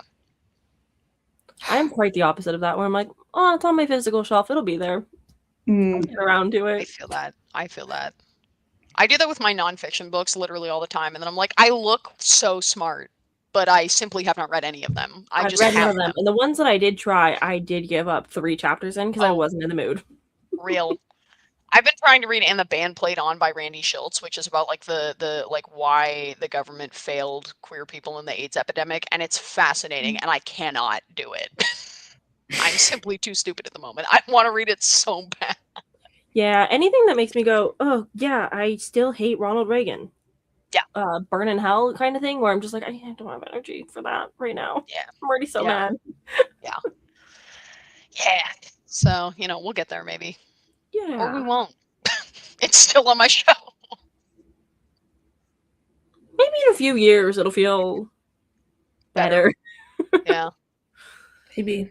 Who knows? Okay, I'm gonna be honest. Here's what I'm thinking.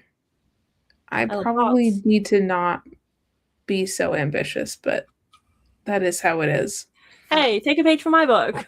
Well, because you guys have already read the Andrew Joseph White one. Yeah. I also really want to read the second Alien Cowboy one like soon.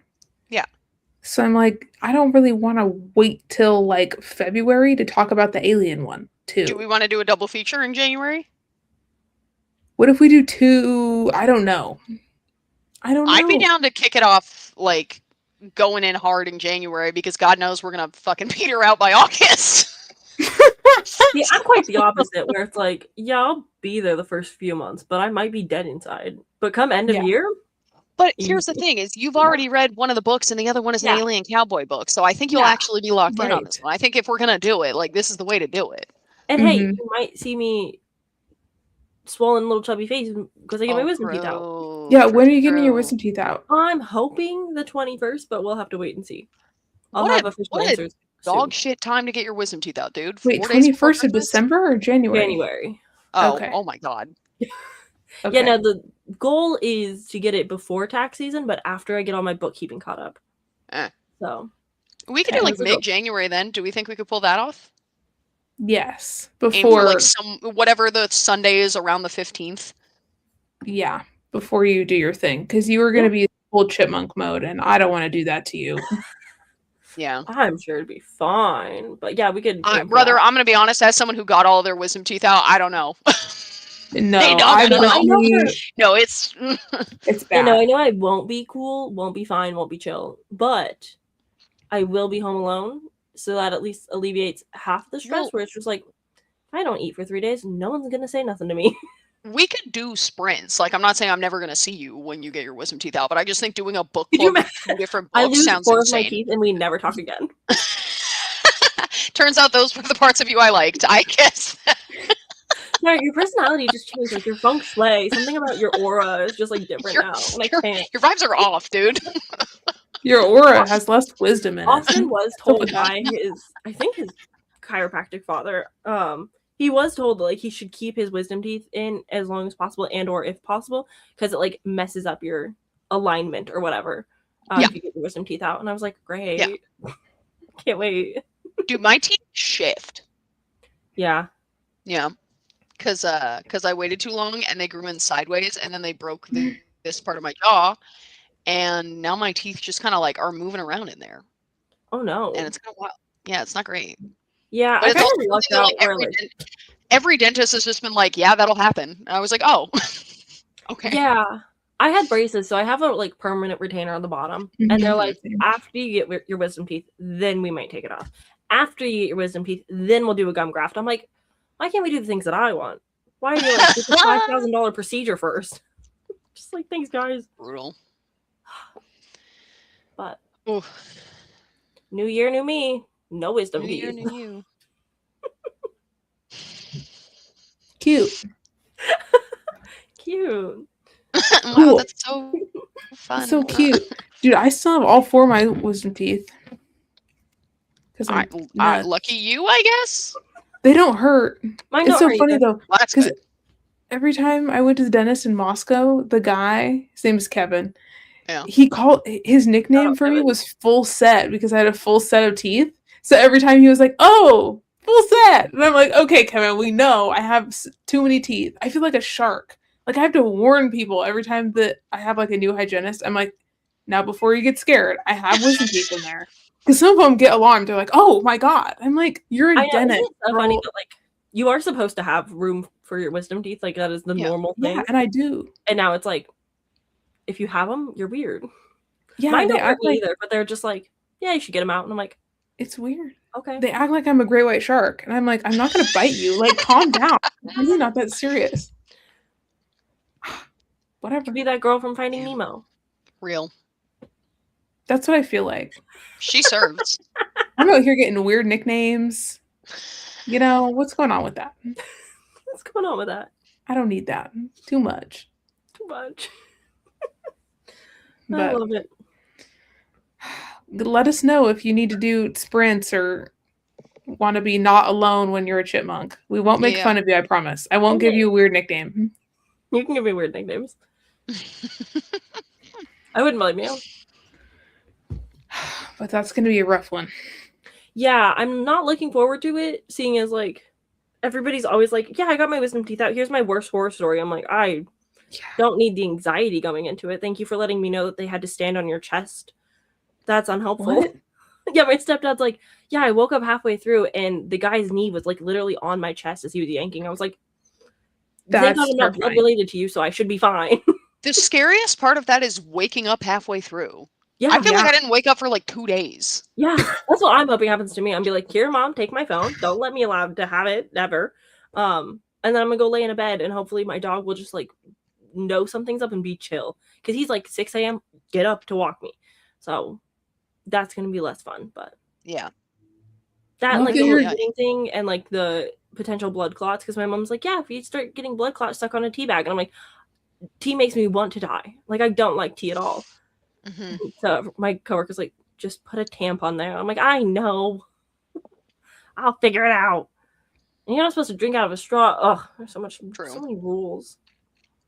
That's too much. Too much. I'm just one simple girl.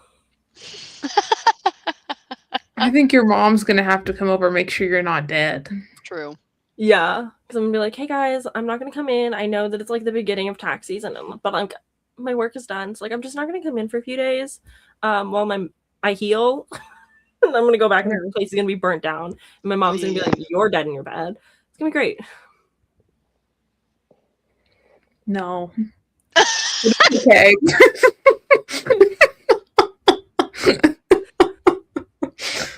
Love you. I'll be so cool, so fine. You gotta get one of those things off Amazon where it's like a wrap you put around your whole head and you put ice packs in it. Yeah, I'm serious. My cousin those used things that are gas. No, dead ass. Get one. They're so nice. You should get one. Okay. Because that way you can just lay in your bed with ice wrapped around your face and just sleep. Yeah. Yeah. No, sleeping is kind of my plan, and I can sleep through a lot of like uncomfortability just fine. So I'm not too worried about it. Pop up Dimension 20, the whole experience for any season ever, and I'll be fine. Just rewatch everything for the bajillionth time. Well, we'll get you some Ursa Dax before that happens. Hell yeah.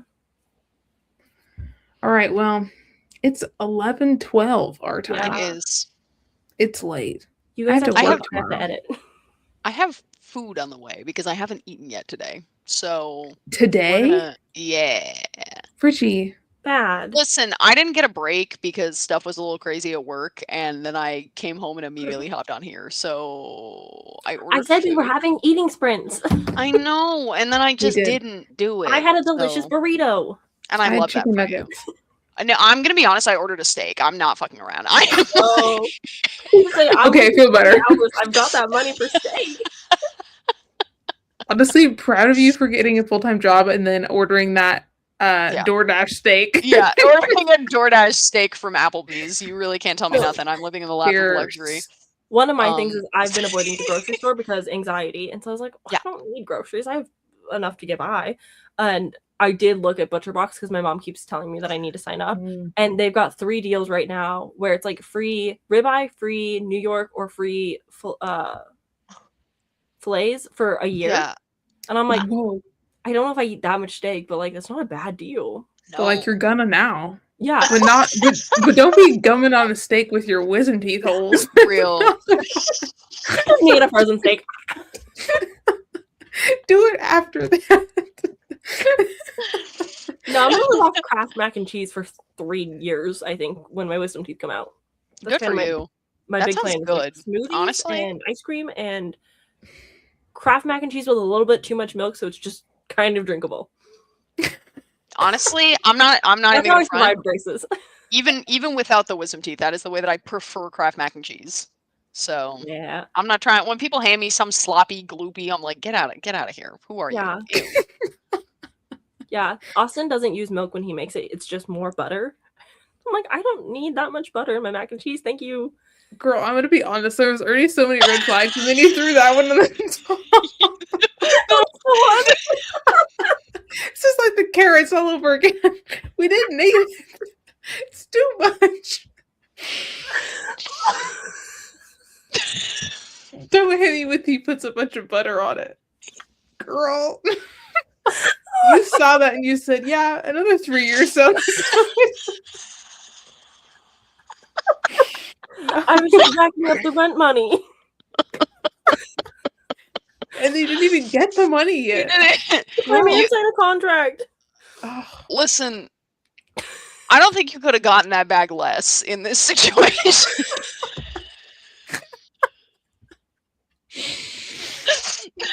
that's fair. That's fair.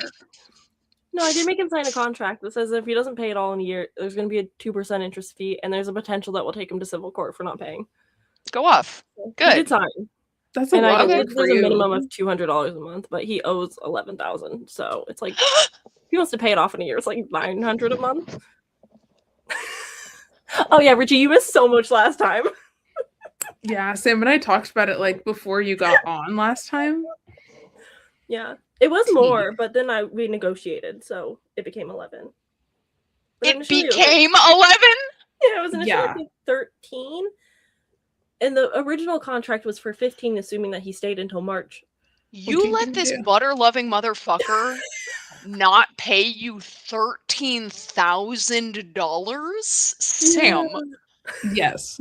The answer to that is yes. He did This buy is a all the carrot all dresses over again. and What the do hell all the is going tours. on? Crazy work. That's wild. He better pay you. That's what the contract's for. Good. Oh my god. Yeah. Take his It ass was to a wild court. circumstance. Trying to to be be on like- Judge Judy. Yeah. I want to see Butterboy on Judge Judy. I want to see it so bad. Alea, if Sam gets on Judge Judy, we're flying out for the taping. Oh, That's done. going to be the time that we're meeting you in person, is at your Judge Judy taping. First time we meet Sam in person is at civil court. Years. Yeah.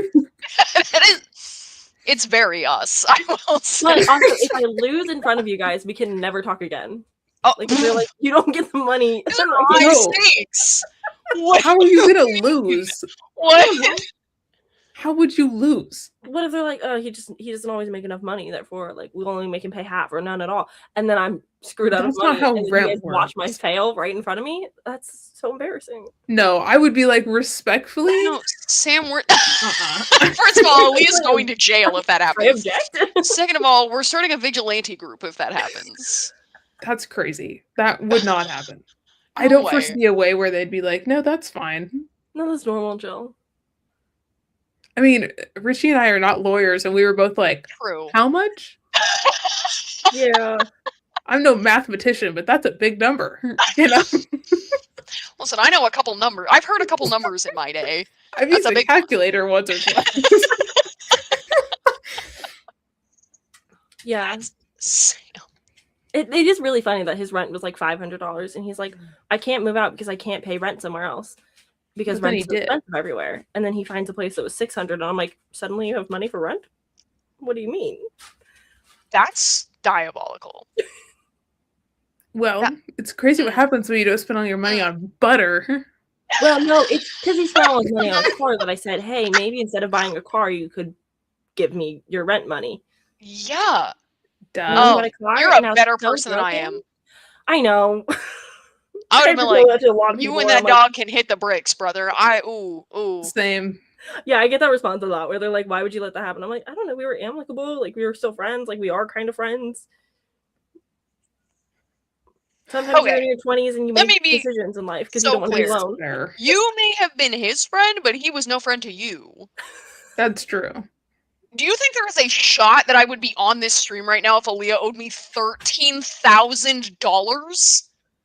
That's a good point. Fair. Yeah, that's pretty uncool. Yeah. That's pretty That's uncool. wild.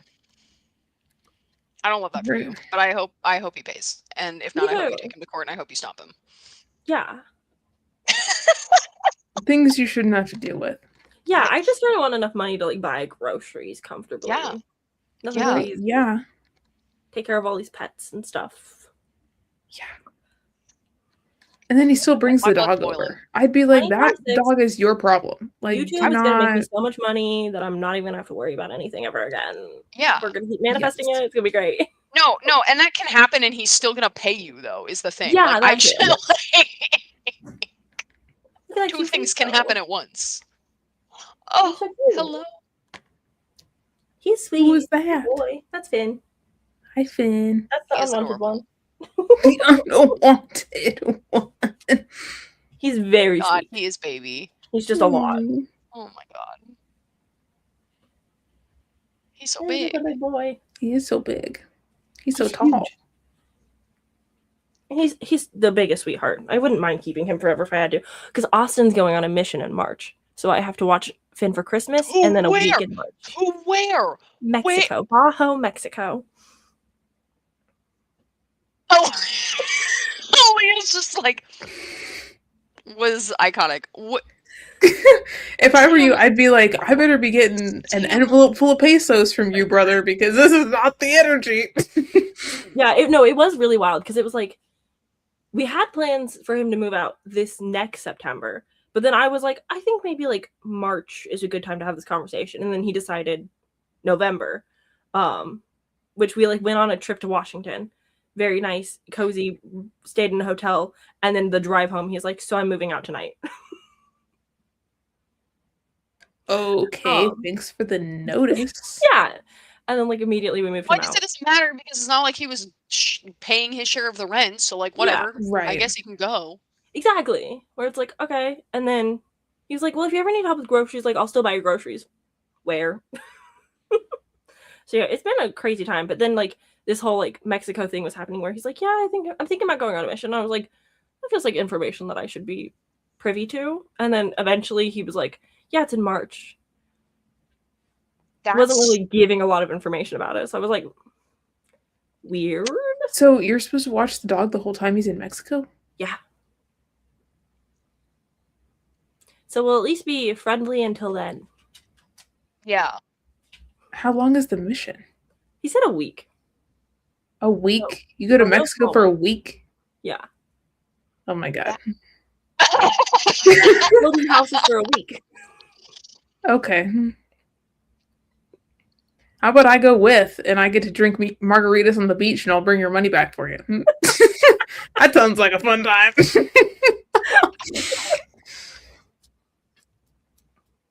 There's so many layers to the onion here. Oh, this is just like kind of the tip of the end of it all. It's been 7 years. I love Richie's face. Yeah, I don't want to like tarnish. Like again, him and I are friendly enough, so I don't want to say too much on the internet that's like bad about him. Not like anyone's ever gonna really find him, but like it's not that hard at this moment because we're still in a relationship on Facebook. So I'm like, I'll be careful enough. I don't go on Facebook, but I know that he's not gonna do anything about it until I do. But I don't go on Facebook.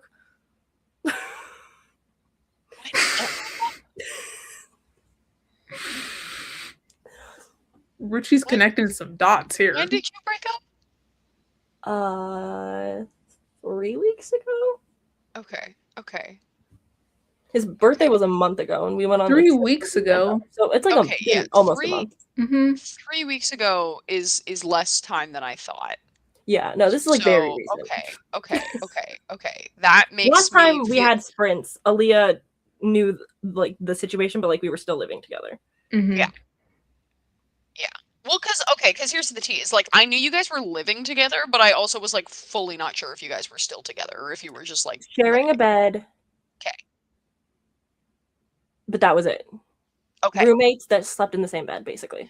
Okay. That would like be like, love you, have a good day. Okay. No kissing though.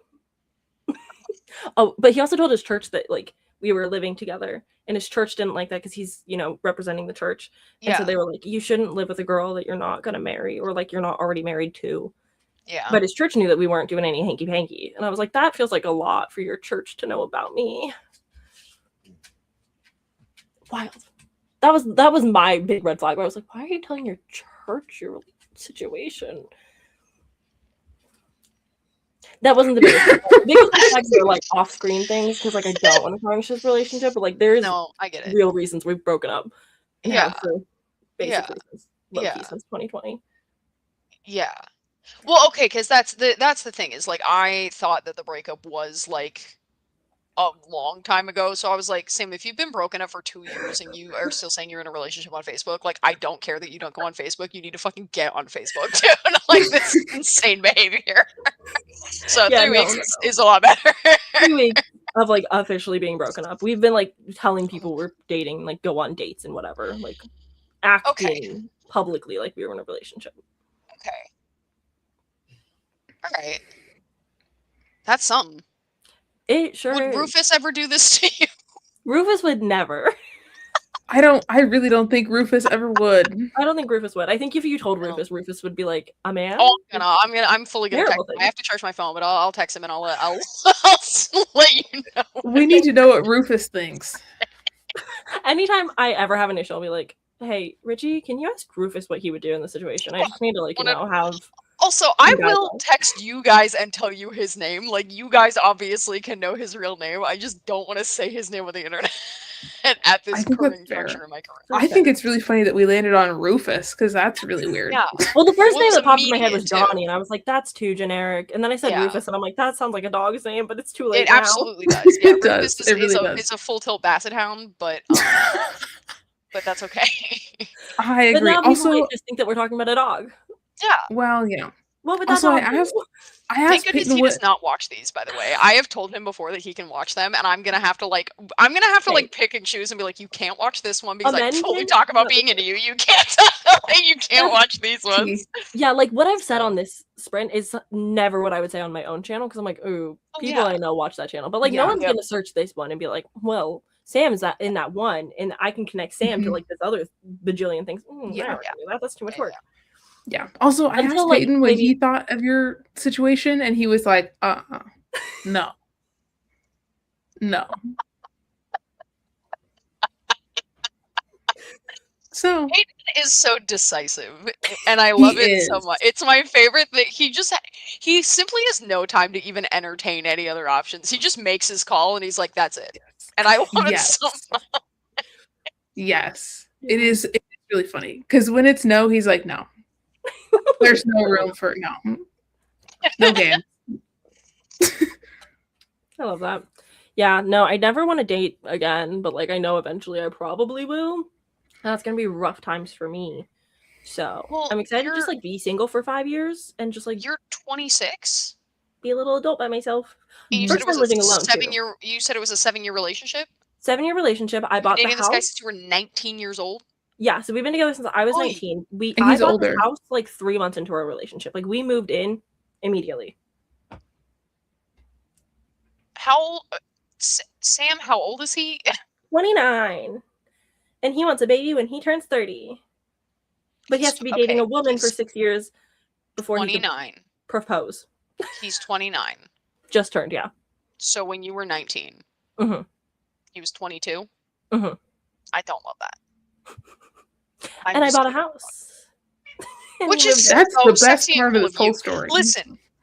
Everything that you have done, well, that's not true. You let him live with you, and I wouldn't have. But like, and the butter are coming out looking good.